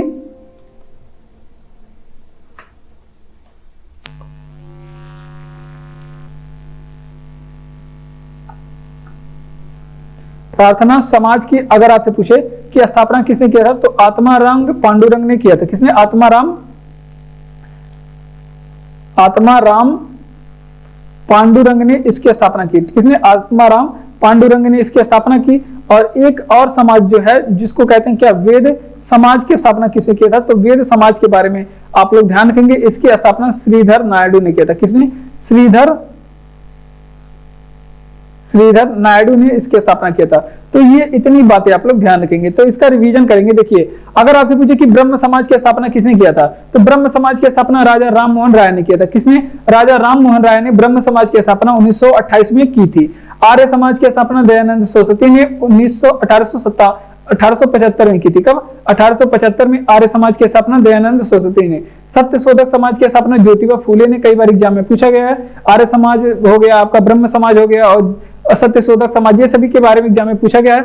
इसके अलावा प्रार्थना समाज की स्थापना किसने किया? आत्मारंग पांडुरंग ने। प्रार्थना समाज की स्थापना, वेद समाज की स्थापना श्रीधर नायडू ने की। किसने? श्रीधर नायडू ने। तो इतनी बातें आप लोग ध्यान रखेंगे। और अगला प्रश्न है कि चुनाव आयोग का कर्तव्य क्या है? तो चुनाव आयोग के कर्तव्य है कि ये भारत में प्रत्यक्ष चुनाव कराएगा, प्रत्यक्ष चुनाव करवाएगा और प्रत्यक्ष चुनाव कराएगा, और इसका कार्य है कि भारत में चुनाव का संचालन कराना। ये किसका काम है? चुनाव का संचालन कराना चुनाव आयोग का काम है। इसके अलावा आप लोग ध्यान रखेंगे चुनाव का नियंत्रण करना, ये सभी इसका काम है। चुनाव का नियंत्रण करना, ये सभी इसका काम है। नियंत्रण भी करेगा, उसके अलावा चुनाव का निरीक्षण भी करेगा।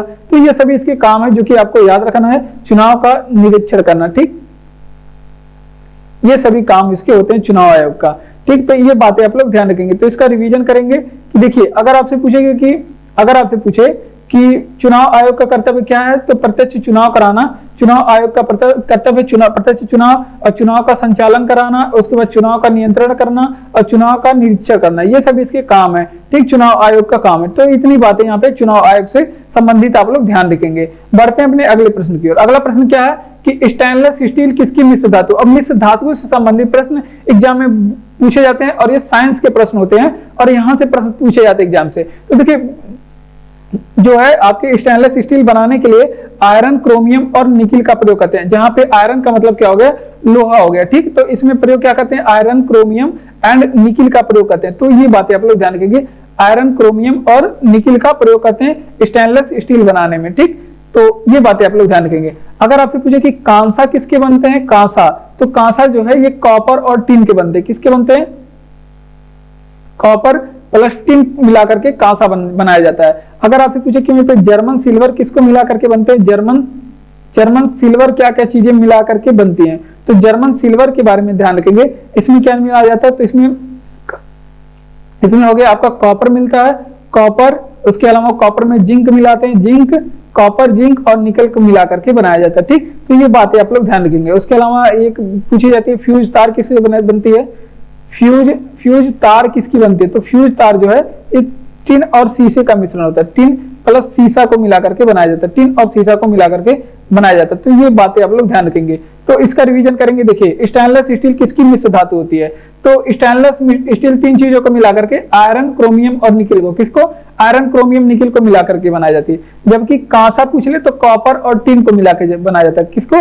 कॉपर यानी कि तांबा और टिन को मिला के बनाया जाता है। जबकि पीतल पूछ ले तो कॉपर और जिंक को मिला करके पीतल बनाया जाता है। जर्मन सिल्वर पूछे तो आप लोग बताएंगे कॉपर, जिंक और निकल तीनों को मिला करके जर्मन सिल्वर, कॉपर, जिंक और निकल तीनों को मिला करके बनाया जाता है। फ्यूज तार में क्या होता है? टिन और शीशा, लेड और शीशा को मिला करके, लेड और टिन को मिलाकर के फ्यूज तार बनाए जाते हैं। तो ये बातें आप लोग ध्यान रखेंगे। अगला प्रश्न कि विश्व धर्म सम्मेलन का आयोजन कब हुआ था? तो विश्व धर्म सम्मेलन का आयोजन 1893 में हुआ था। कब? 1893 में हुआ था। और विश्व धर्म सम्मेलन का अगर आपसे पूछे कि आयोजन कहाँ पे हुआ था, तो विश्व धर्म सम्मेलन का जो आयोजन है शिकागो में हुआ था। शिकागो में इसका आयोजन हुआ था। और विश्व धर्म सम्मेलन में भारत के तरफ से कौन गए थे? विवेकानंद गए थे।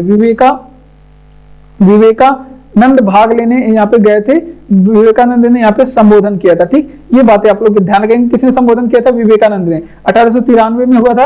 और शिकागो किस झील के किनारे बसा हुआ है? तो ये भी पूछा जाता है। ये मिशिगन झील के किनारे, अभी कल के क्लास में हमने बताया आपको। अगर कल क्लास नहीं देखेंगे तो आप लोग वहां पे जाके देख लीजिए। ये मिशिगन झील के किनारे बसा हुआ है। ठीक, शिकागो शहर अमेरिका में स्थित है। अब एक चीज और, यहाँ पे इन्होंने एक समाज के साथ, मतलब एक विवेकानंद ने एक मिशन की स्थापना की थी जिसका नाम था रामकृष्ण मिशन। और ये अपने गुरु जी के नाम पर के रखे थे। रामकृष्ण परमहंस इनके गुरु थे ना, इनके गुरु थे, तो वो इनके नाम पर रामकृष्ण मिशन की स्थापना किया था। और रामकृष्ण मिशन के बारे में क्या क्या चीजें पूछी जाती है? तो सबसे पहले पूछा जाता है कि रामकृष्ण मिशन का हेडक्वार्टर कहाँ पे था? तो ये आप लोग बताएंगे वेलूर मठ में इसका हेडक्वार्टर था। कहाँ पे? वेलूर मठ में इनका हेडक्वार्टर था। और वेलूर मठ कहाँ पे पड़ता है? कोलकाता में। कहाँ पे? कोलकाता में। अगर आपसे पूछे कि रामकृष्ण मिशन की शुरुआत किसने की थी, तो रामकृष्ण मिशन की शुरुआत विवेकानंद ने की थी। किसने? विवेकानंद ने की थी। अगर आपसे पूछेगा कि रामकृष्ण मिशन की शुरुआत हो गई। उसके अलावा क्या पूछेगा कि रामकृष्ण मिशन की स्थापना कब हुई थी, इसकी स्थापना कब हुई थी। तो ये भी आप लोग ध्यान रखेंगे कि 1887 में इसकी 1897 में इसकी स्थापना हुई थी। कब? रामकृष्ण मिशन की स्थापना 1897 में हुई थी। तो ये कुछ बातें थी जो आपके लिए इंपॉर्टेंट थी और आपके एग्जाम के लिए यहाँ से विवेकानंद से जो चीजें इंपॉर्टेंट थी हमने बताया। ठीक, तो देख लीजिए, अगर आपसे पूछेगा कि विश्व धर्म सम्मेलन का आयोजन कब हुआ था, तो 1893 में विश्व धर्म सम्मेलन शिकागो में आयोजन होता है। शिकागो जो है मिशिगन झील के किनारे अमेरिका में स्थित है। कहाँ पे? अमेरिका में। यहाँ पे आप लोग लटका लीजिए, यूएसए में स्थित है। और जहाँ पे विवेकानंद गए थे और वहां पे उनको संबोधित किया, विवेकानंद ने इस धर्म सम्मेलन को संबोधित किया था। और रामकृष्ण मिशन की स्थापना किसने की थी? तो रामकृष्ण मिशन की स्थापना विवेकानंद ने किया था। और इसका हेडक्वार्टर कहाँ पे बनाया था? बेलूर मठ में। और बेलूर मठ कहाँ पे है? कोलकाता में। उसके अलावा अगर आपसे पूछे कि स्थापना कब हुई थी इसकी, तो 1897 में रामकृष्ण मिशन की स्थापना हुई थी। जलियांवाला बाग हत्याकांड कब हुआ था? तो 13 अप्रैल 1919 की घटना है। और यहाँ से संबंधित एग्जाम में पूछा गया है प्रश्न, कई बार पूछा गया है। तो ये कब की घटना है? आप लोग पूरी डेट आप लोग याद रखेंगे, क्योंकि आप लोग बच्चे नहीं हैं कि आप लोग को केवल 1919 पूछेगा। ये 1919 वाला जो है ये बच्चों का खेल है। ठीक, ये बातें आप लोग ध्यान रखेंगे। अगर आपसे पूछेगा कि जलियांवाला बाग हत्याकांड कहाँ पे हुआ था, तो ये भी यहाँ से सारे प्रश्न देखिए, तो ये अमृतसर पंजाब में होता है। कहाँ पे? अमृतसर पंजाब की घटना है। अगर आपसे पूछेगा कि जलियांवाले बाग हत्याकांड के बारे में बात करें कि अगर आपसे पूछे कि अमृतसर की स्थापना किसने किया था, क्या ये भी बात प्रश्न कई बार पूछा गया है कि गुरु रामदास ने अमृतसर की स्थापना किया था। किसने? गुरु रामदास ने अमृतसर शहर की स्थापना की थी। ये भी बात आप लोग ध्यान रखेंगे। अब जलियांवाले बाग हत्याकांड में पूछा जाता है कि गोली चलाने का आदेश किसने दिया? गोली चलाने का आदेश किसने दिया था? तो गोली चलाने का आदेश जनरल डायर ने दिया था। किसने?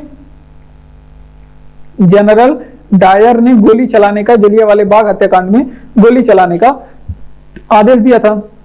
और 1919 के समय में वायसराय भारत में चेम्सफोर्ड थे। वायसराय पूछेगा कौन थे, तो चेम्सफोर्ड को बताएंगे आप लोग, चेम्सफोर्ड। और जलियांवाले बाग हत्याकांड की जांच के लिए एक समिति बनाई गई थी। इसके जांच के लिए, जलियांवाला बाग हत्याकांड के लिए जांच के लिए एक समिति बनाई गई थी। और इस समिति के बारे में पूछा जाता है कि अध्यक्ष मतलब किस समिति, तो हंटर समिति की स्थापना की थी। किसके? हंटर समिति की स्थापना जलियांवाले बाग हत्याकांड के जांच के लिए की गई थी। तो इतनी बातें आप लोग ध्यान रखेंगे, हंटर समिति की स्थापना हुई थी। तो इसका रिवीजन करेंगे। देखिए, अगर आपसे पूछे कि जलियांवाला बाग हत्याकांड कब होता, तो 13 अप्रैल 1919 की घटना है। अमृतसर पंजाब की घटना। कहां पे? अमृतसर पंजाब की। स्थापना किसने किया था अमृतसर की? तो गुरु रामदास ने अमृतसर शहर की स्थापना की थी। सिखों के गुरु हैं गुरु रामदास, और इन्होंने अमृतसर शहर की स्थापना की थी। और जलियांवाले बाग हत्याकांड में गोली चलाने का आदेश किसने दिया था? तो जनरल डायर ने दिया था। गोली चलाने का आदेश किसने? जनरल डायर ने दिया था। ठीक, ये बातें आप लोग ध्यान रखेंगे। और वायसराय कौन था इस समय? तो 1919 के समय वायसराय चेम्सफोर्ड था। जलियांवाला बाग हत्याकांड के समय ये भी पूछा गया कि वायसराय कौन थे? चेम्सफोर्ड थे। जांच समिति के बारे में हंटर समिति ने इसकी जांच की थी। तो ये भी बातें आप लोग ध्यान रखेंगे। बढ़ते हैं अपने अगले प्रश्न की ओर। अगला प्रश्न हमारा कि पृथ्वी पर उत्तरी गोलार्ध में सबसे बड़ा दिन कब होता है? जब उत्तरी गोलार्ध में पूछे तो 21 जून को। पृथ्वी के उत्तरी गोलार्ध में 21 जून को सबसे बड़ा दिन होता है। और 21 जून के दिन सूर्य कहां पे होता है, यहाँ पे नोट करेंगे आप लोग। अगर आपसे पूछे कि 21 जून के दिन सूर्य कहां पे होता है, तो कर्क रेखा पे होता है। कहां पे? कर्क रेखा पे होता है। अगर आपसे पूछे कि दक्षिणी गोलार्ध में सबसे बड़ा दिन, दक्षिणी गोलार्ध में सबसे बड़ा दिन कब होता है, तो दक्षिणी गोलार्ध में सबसे बड़ा दिन जो होता है वो 22 दिसंबर के दिन होता है। कब? 22 दिसंबर के दिन होता है। और 22 दिसंबर के दिन सूर्य कहां पे होता है, किस रेखा पे? तो सूर्य मकर रेखा पे होता है। कहां पे? मकर रेखा पे होता है। ठीक, अगर आपसे पूछेगा कि सूर्य दिन और रात बराबर कब होते हैं, ये अगर आपसे पूछे कि दिन एंड रात बराबर किस तिथि को होते हैं, तो साल में 2 बार दिन और रात बराबर होते हैं। साल में 2 बार जो है दिन और रात बराबर होते हैं। ये पूछा जाता है कि किस डेट को, तो ये आप लोग ध्यान रखेंगे 23 सितंबर और 21 मार्च के दिन। 23 सितंबर और 21 मार्च के दिन सूर्य कहां पे होता है? सूर्य होता है अपना किस रेखा पे, तो इस दिन होता है सूर्य विषुवत रेखा पे। किस रेखा पे होता है? विषुवत रेखा पे सूर्य होता है। और इस दिन दिन और रात की अवधि क्या होती है? बराबर होती है। सूर्य विषुवत रेखा पे होता है और इस दिन और रात की अवधि बराबर होती है। तो ये बातें आप लोग ध्यान रखेंगे। तो इसका रिवीजन करिए कि पृथ्वी पर उत्तरी गोलार्ध में सबसे बड़ा दिन कब होता है, तो तो पृथ्वी पे उत्तरी गोलार्ध में सबसे बड़ा दिन 21 जून के दिन होता है और इस दिन सूर्य जो है अपनी कर्क रेखा पे होता है। और दक्षिणी गोलार्ध में पूछेगा सबसे बड़ा दिन कब होता है, तो दक्षिणी गोलार्ध में सबसे बड़ा दिन 22 दिसंबर के दिन होता है और इस दिन सूर्य कब होता है, मकर रेखा पे। मकर रेखा पे इस दिन सूर्य होता है, ठीक।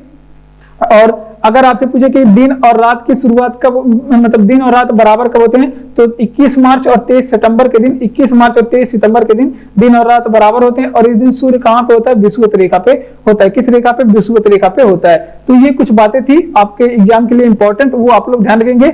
और ये आपके जियोग्राफी से इंपॉर्टेंट प्रश्न था। कैसा इंपॉर्टेंट प्रश्न था। बुद्ध ने अपना पहला उपदेश कहां पे दिया था, बुद्ध ने अपना पहला उपदेश सारनाथ में दिया था। किसने, कहां पे, सारनाथ में। सारनाथ कहां पड़ता है, उत्तर प्रदेश में। ये अपना पहला उपदेश दिए थे। और बुद्ध के, अगर आपसे पूछे कि पहले उपदेश दिए जाने की घटना को क्या कहा जाता है, इस बुद्ध के उपदेश दिए जाने की घटना को क्या कहा जाता है, तो ये आपको कहा जाता है, ये कहा जाता है धर्म चक्र प्रवर्तन। और ये एग्जाम में कई बार पूछा गया है कि धर्म चक्र प्रवर्तन किस चीज की घटना को कहा जाता है, तो ये आप लोग ध्यान रखेंगे, उपदेश देने की घटना को कहा जाता है, ठीक। अगर आपसे पूछे कि भगवान बुद्ध ने पहला उपदेश, अगर आपसे पूछे कि भगवान बुद्ध ने सर्वाधिक उपदेश कहां पे दिए थे, सर्वाधिक उपदेश किस जगह पे, तो पहला उपदेश पूछेगा तो आप लोग सारनाथ में बताएंगे। और जबकि सर्वाधिक उपदेश पूछेगा कि कहां पे दिए थे, तो सर्वाधिक उपदेश कहां पे दिए थे, ये भी बात आप लोग नोट करेंगे। ये अपना सर्वाधिक उपदेश श्रावस्ती में दिए थे। कहां पे, श्रावस्ती में दिए थे।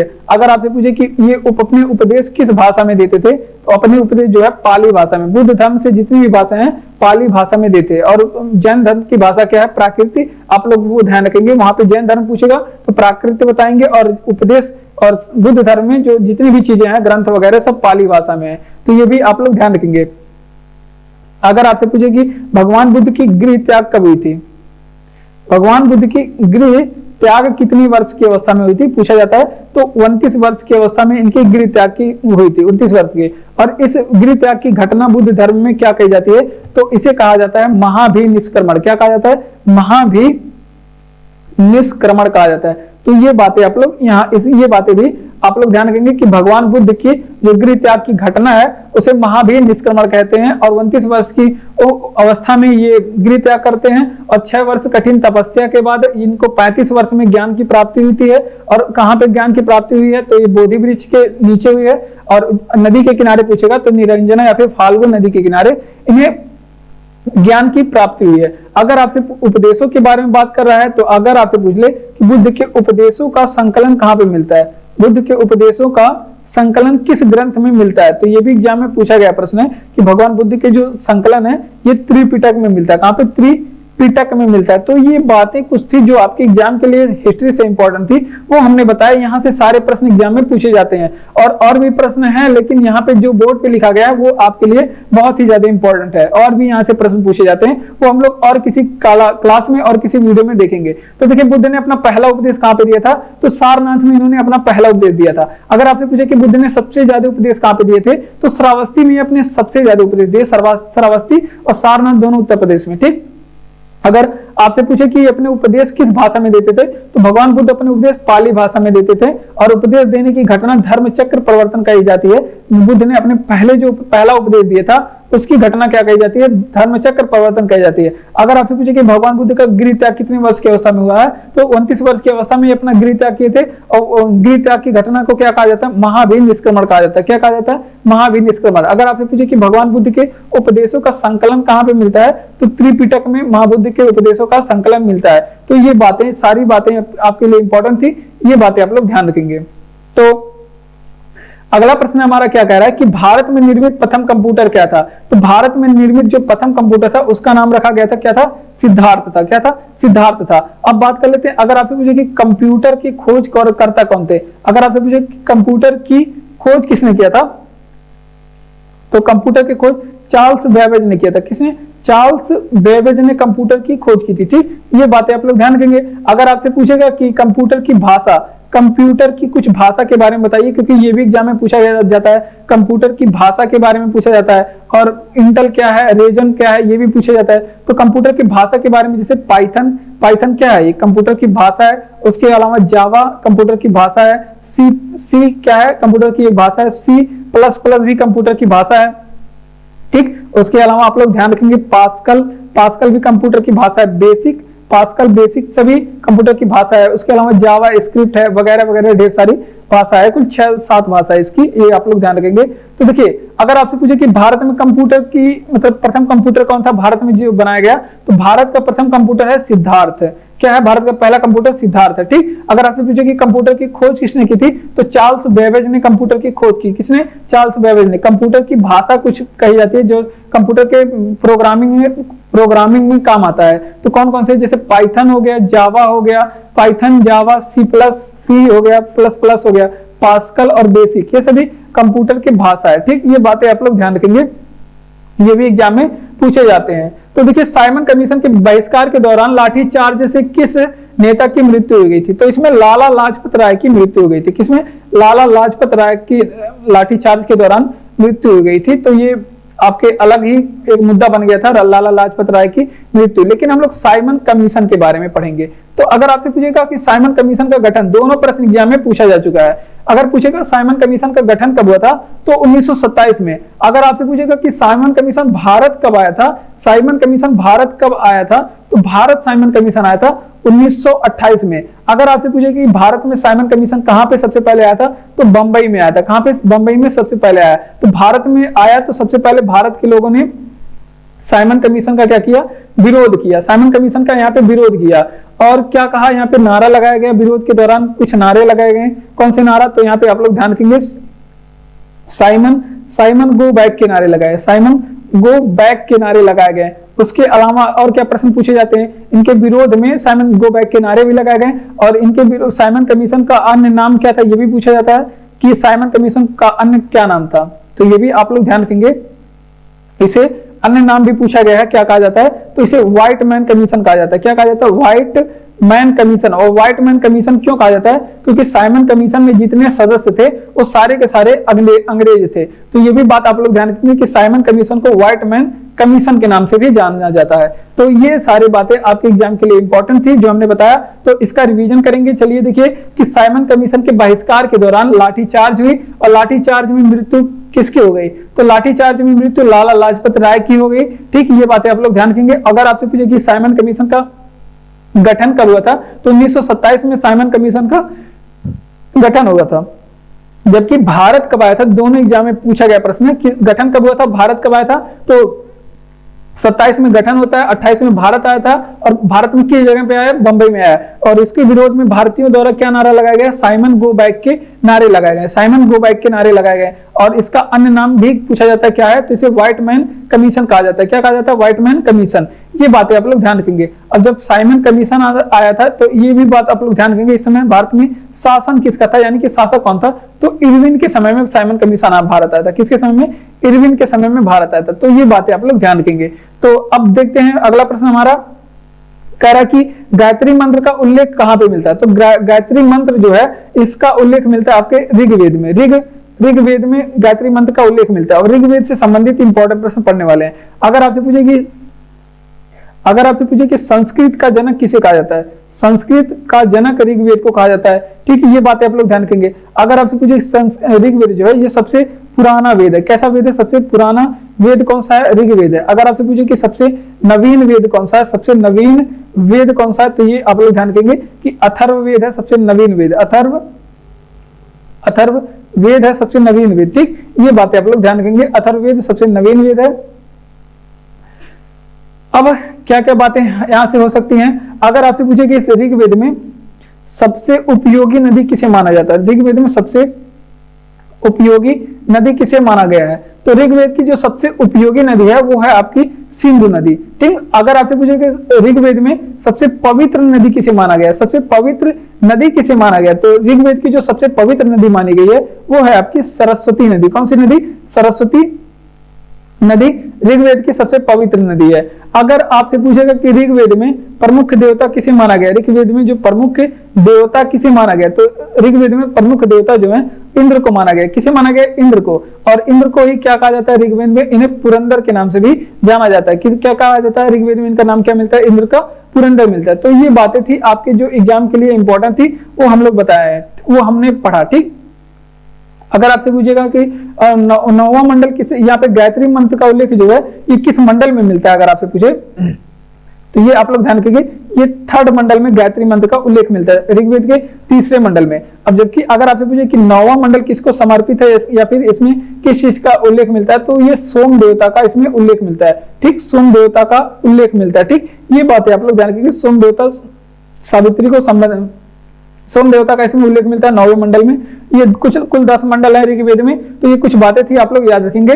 ऋग्वेद का गायत्री मंत्र का उल्लेख मिलता है किसमें, तो ऋग्वेद में मिलता है। किसमें मिलता है, ऋग्वेद में। और ऋग्वेद के तीसरे मंडल में गायत्री मंत्र का उल्लेख मिलता है, किसमें, ऋग्वेद के तीसरे मंडल में। अब बात करते हैं संस्कृत भाषा का जनक किसे कहा जाता है, तो संस्कृत का जनक जो है ऋग्वेद को कहा जाता है। उसके अलावा सबसे पुराना वेद कौन सा है, तो सबसे पुराना वेद है ऋग्वेद। कौन सा वेद है, पुराना वेद। और सबसे नवीन वेद अगर आपसे पूछे कौन सा है, तो अथर्ववेद है, सबसे नवीन वेद, ठीक। अगर आपसे पूछे कि ऋग्वेद के प्रमुख देवता कौन है, तो इंद्र ऋग्वेद के प्रमुख देवता है, पुरंदर इन्हें कहा जाता है। क्या कहा जाता है, पुरंदर कहा जाता है, ठीक।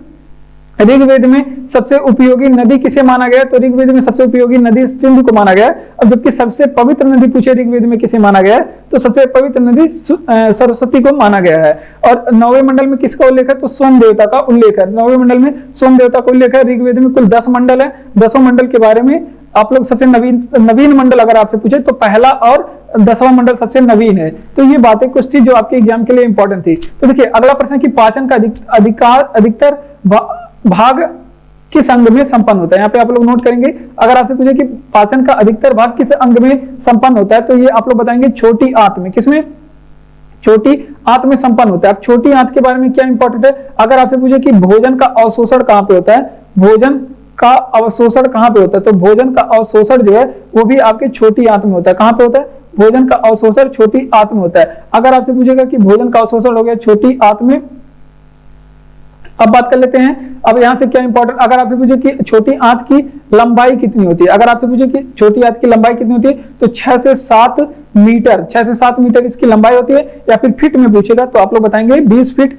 इसकी लंबाई है। एग्जाम में कई बार पूछी गई है छोटी आंत की लंबाई भी, ठीक। अगर आपसे पूछे कि बड़ी आंत की लंबाई कहां पे है, कितनी है, बड़ी आंत की लंबाई के बारे में पूछे तो ये भी एग्जाम में इंपॉर्टेंट है, पूछा गया है कि बड़ी आंत की जो लंबाई है 1.5 मीटर है। कितनी बड़ी आंत की लंबाई 1.5 मीटर होती है। तो ये सारे प्रश्न आप लोग नोट करेंगे। देखिए अगर आपसे पूछेगा कि पाचन का अधिकतर भाग किस अंग में संपन्न होता है, तो पाचन का जो अधिकतर भाग है वो छोटी आंत में संपन्न होता है। कहां पे, छोटी आंत में। और अगर आपसे पूछे कि भोजन का अवशोषण कहां पे होता है, तो भोजन का जो अवशोषण है वो छोटी आंत में ही होता है, भोजन का अवशोषण। उसके अलावा भोजन छोटी आंत की लंबाई कितनी होती है, 6 से 7 मीटर या फिर 20 फीट इसकी लंबाई होती है। 6 से 7 मीटर या फिर 20 फीट इसकी लंबाई होती है। ये बात भी आप लोग ध्यान रखेंगे। और बड़ी आंत की लंबाई पूछे तो 1.5 मीटर बड़ी आंत की लंबाई होती है। कितनी होती है, बड़ी आंत की लंबाई 1.5 मीटर होती है। तो चलिए अब बढ़ते हैं अपने अगले प्रश्न की ओर। और अगला प्रश्न हमारा कह रहा है कि क्षेत्रफल के अनुसार विश्व का सबसे छोटा देश कौन सा है, तो क्षेत्रफल के अनुसार विश्व का सबसे छोटा देश है वेटिकन सिटी। कौन सा देश है सबसे छोटा देश, क्षेत्रफल के अकॉर्डिंग सबसे छोटा देश है वेटिकन सिटी। अब वेटिकन सिटी की राजधानी भी वेटिकन सिटी है। अब बात कर लेते हैं, अगर आपसे पूछे कि न्यूनतम जनसंख्या वाला देश कौन सा है, भारत का सबसे न्यूनतम जनसंख्या वाला देश कौन सा है, तो भी आपके वेटिकन सिटी है, न्यूनतम जनसंख्या वाला देश, ठीक। ये बात आप लोग ध्यान रखेंगे, न्यूनतम जनसंख्या वाला देश कौन है, वेटिकन सिटी है। अब बात कर लेते हैं कुछ भारत और विश्व के कुछ देशों के बारे में जहां से इंपॉर्टेंट प्रश्न पूछा जाता है। सबसे कम जनसंख्या किसकी है, तो वेटिकन सिटी विश्व में सबसे कम जनसंख्या वाला देश है, ठीक। अब बात कर लेते हैं, अगर आपसे पूछे कि भारत विश्व का सबसे, यहाँ पे एक चीज कॉमन करेंगे, विश्व का सबसे, अगर आपसे पूछे कि विश्व का सबसे ऊंचा पठार किसे कहता है, विश्व का सबसे ऊंचा पठार किसे कहते हैं, तो पामीर का पठार कहते हैं। किसे, पामीर के पठार को विश्व का सबसे ऊंचा पठार कहते हैं। अगर आपसे पूछे कि विश्व की सबसे बड़ा प्रायद्वीप किसे, कौन सा है, विश्व का सबसे बड़ा प्रायद्वीप कौन है, तो विश्व का सबसे बड़ा प्रायद्वीप अरब प्रायद्वीप है। अरब प्रायद्वीप के बारे में अभी हमने थोड़ी देर पहले बताया था, अरब प्रायद्वीप विश्व का सबसे बड़ा प्रायद्वीप है, ठीक। अगर आपसे पूछे कि विश्व का सबसे बड़ा डेल्टा क्या है, तो विश्व का सबसे बड़ा डेल्टा पूछेगा अगर, तो आप लोग क्या बताएंगे, सुंदरवन का डेल्टा। क्या है, सुंदरवन का डेल्टा, जो कि कहां पे है, सुंदरवन का डेल्टा भारत पश्चिम बंगाल में, किसमें, पश्चिम बंगाल में। उसके अलावा आप लोग अगर आपसे पूछेगा कि विश्व की सबसे बड़ी नदी बताइए कौन सी है, तो विश्व की जो सबसे बड़ी नदी है, विश्व की जो सबसे बड़ी नदी के बारे में पूछे, बड़ी नदी द्वीप के बारे में, अगर आपसे पूछे कि विश्व की सबसे बड़ी नदी द्वीप के बारे में, तो आप लोग बताएंगे माजुली नदी द्वीप। और माजुली नदी द्वीप किस नदी पे बना हुआ है? तो ब्रह्मपुत्र नदी पे बना हुआ है। किस नदी पे? ब्रह्मपुत्र नदी पे। कहाँ पे स्थित है? तो असम में स्थित है। तो ये सारी बातें आप लोग के एग्जाम के लिए जियोग्राफी से इंपॉर्टेंट है, ये हमने बताया। आप लोग इस 10वें प्रश्न को इंपॉर्टेंस देंगे और ये आपके एग्जाम के लिए इंपॉर्टेंट है। भारत क्षेत्रफल के अनुसार विश्व का सबसे छोटा देश कौन सा है? तो क्षेत्रफल के अनुसार विश्व का सबसे छोटा देश है वेटिकन सिटी। कौन सा देश है सबसे छोटा? Vatican city. और सबसे न्यूनतम जनसंख्या वाला देश भी कौन सा है? वेटिकन सिटी है। सबसे न्यूनतम जनसंख्या वाला देश भी कौन सा है? Vatican city. और भारत विश्व का सबसे ऊंचा पठार अगर आपसे पूछे कौन सा है, तो पामीर का पठार है। विश्व का सबसे ऊंचा पठार कौन सा है? पामीर का पठार। अगर आपसे पूछे कि सबसे बड़ा प्रायद्वीप कौन सा है विश्व का? अरब प्रायद्वीप सबसे बड़ा प्रायद्वीप है। अगर आपसे पूछे कि सबसे बड़ा डेल्टा कौन है? सुंदरवन का डेल्टा सबसे बड़ा डेल्टा है। कौन है? सुंदरवन का डेल्टा। और अगर आपसे पूछे कि विश्व की सबसे बड़ी नदी का नाम बताइए, तो माजुली, जो कि ब्रह्मपुत्र नदी पे बना हुआ है। और ब्रह्मपुत्र नदी की लंबाई 2900 किलोमीटर और तिब्बत के मानसरोवर झील से इसका उद्गम होता है, मानसरोवर झील के समीप। और माजुली नदी द्वीप पे स्थित है। माजुली नदी द्वीप जो है असम में स्थित है। अगला प्रश्न है सुएज नहर के बारे में। सुएज नहर किन दो सागरों को जोड़ती है? तो सुएज नहर के बारे में ध्यान रखेंगे, ये भूमध्य सागर को जोड़ती है लाल सागर से। किसको? भूमध्य सागर को जोड़ती है लाल सागर से जोड़ती है। सुएज नहर के बारे में इंपॉर्टेंट। अगर आपसे पूछे कि सुएज नहर का निर्माण कब हुआ था, यहाँ से एग्जाम में प्रश्न पूछे जाते हैं। सुएज नहर का निर्माण अगर आपसे पूछे कब हुआ था, तो 1869 में हुआ था सुएज नहर का निर्माण। और इसी वर्ष महात्मा गांधी जी का जन्मदिन हुआ था। अगर आपसे पूछे कि सुएज नहर पे नियंत्रण किस देश का है, तो सुएज नहर का पूरी तरह से नियंत्रण मिस्र का है। टोल टैक्स वगैरह यही वसूलता है। अगर आपसे पूछे कि सुएज नहर के बारे में, तो इसमें लंबाई कितनी है? सुएज नहर के बारे में लंबाई कितनी है? तो आप लोग बताएंगे कि 193 किलोमीटर इसकी लंबाई है। कितनी? 193 किलोमीटर सुएज नहर की लंबाई है। बना कब था? नियंत्रण किसका है? लंबाई कितनी है? और फिर किसको जोड़ता है? भूमध्य सागर को लाल सागर से जोड़ता है। सारी चीजें आप लोग ध्यान रखेंगे। अगर आपसे पूछे कि इसका राष्ट्रीयकरण कब हुआ था, राष्ट्रीयकरण सुएज नहर का कब हुआ था, तो 1956 में इसका राष्ट्रीयकरण हुआ था। 1956 में राष्ट्रीयकरण हुआ था। ठीक, ये बातें आप लोग ध्यान रखेंगे। और ये विश्व की सबसे बड़ी जो है पोतवाहक नहर है, जिससे यहाँ से होके पोत जा सकती है। ठीक, तो ये बातें आप लोग ध्यान रखेंगे। तो इसका रिवीजन करेंगे कि सुएज नहर किन दो महासागरों को जोड़ता है। तो सुएज नहर आप लोग ध्यान रखेंगे कि लाल सागर को भूमध्य सागर से जोड़ता है। और कई हजार बार इंपॉर्टेंट प्रश्न पूछा गया है, कई हजार बार पूछा गया है। अब अगर आपसे पूछे कि सुएज नहर का निर्माण कब हुआ, 1869 में सुएज नहर का निर्माण हुआ। अगर आपसे पूछे कि सुएज नहर पे नियंत्रण किस देश का है, तो नियंत्रण इसका मिस्र पे है। और सुएज नहर की लंबाई 193 किलोमीटर है। कितनी? 193 किलोमीटर। राष्ट्रीयकरण 1956 में हुआ था। तो ये पूरी बातें आप लोग ध्यान रखेंगे। विश्व की सबसे बड़ी पोतवाहक नहर है। अगला प्रश्न है जो कि नहर से ही संबंधित है, और ये भी आपके विश्व जियोग्राफी से संबंधित प्रश्न है। और यहाँ से प्रश्न एग्जाम में पूछे जाते हैं। पनामा नहर आपका बहुत ही ज्यादा इंपॉर्टेंट है। पनामा नहर जोड़ने का काम अगर पूछे तो किसको जोड़ती है, तो ये आपका अटलांटिक महासागर को, अटलांटिक जो महासागर है इसको जोड़ती है। किससे? प्रशांत महासागर से। अटलांटिक महासागर को प्रशांत महासागर से जोड़ती है। ठीक, ये बातें आप लोग ध्यान रखेंगे, प्रशांत महासागर से जोड़ती है। अब बात कर लेते हैं, अगर आपसे पूछे कि पनामा जो नहर है इसका निर्माण कब हुआ था।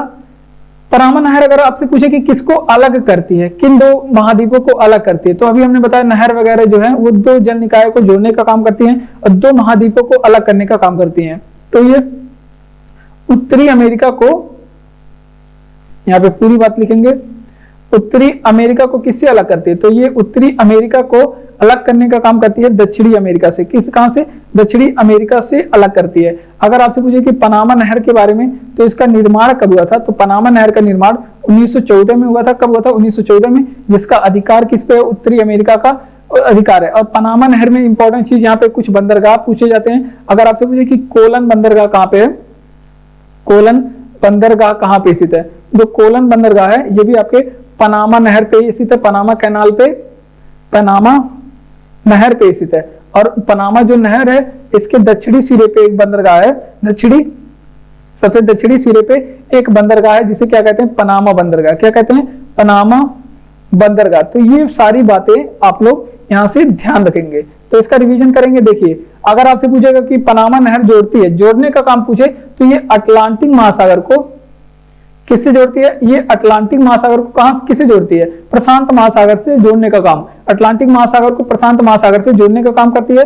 और अगर आपसे पूछे कि ये अलग क्यों करती है, तो ये उत्तरी अमेरिका को दक्षिणी अमेरिका को अलग मतलब अलग करने का काम करती है। उत्तरी अमेरिका से दक्षिणी अमेरिका को अलग करने का काम करती है। और पनामा नहर का निर्माण कब हुआ था? 1914 में पनामा नहर का निर्माण हुआ था। और कोलन बंदरगाह के बारे में बात करें तो पनामा नहर क्या करती है? कोलन बंदरगाह के बारे में, पनामा नहर पे स्थित है और दक्षिणी सिरे पे एक बंदरगाह और स्थित है जिसे पनामा बंदरगाह कहते हैं। तो ये सारी बातें आप लोग ध्यान रखेंगे। 1914 में निर्माण हुआ था, उत्तरी अमेरिका पे इसका अधिकार है। ठीक, बढ़ते हैं अपने अगले प्रश्न की ओर। तो आज सामान्य ज्ञान के सभी प्रतियोगी परीक्षा के लिए जो महत्वपूर्ण क्लास था उसको हमने पढ़ा और ये आपके लिए बहुत ही ज्यादा इंपॉर्टेंट होंगे। अगर आप किसी भी एग्जाम की तैयारी कर रहे हैं तो ये आपके लिए बहुत ही ज्यादा इंपॉर्टेंट क्लास है। आपको यहाँ से बहुत सारे फैक्ट मिलेंगे जो आपके एग्जाम में हुबहू पूछे जाते हैं। और अगर आपको क्लास अच्छा लगा हो तो क्लास को लाइक करिए, चैनल को सब्सक्राइब करके हमारे साथ जुड़ जाइए इसी तरह के और भी वीडियो पाने के लिए। और अपने दोस्तों तक भी इस क्लास को शेयर करिए। ठीक, अपने दोस्तों तक भी इस क्लास को शेयर करिए और मिलते हैं अगले वीडियो में। तब तक आप लोग पढ़ते रहिए, हंसते रहिए और खुश रहिए, मुस्कुराते रहिए, बड़ों का सम्मान कीजिए।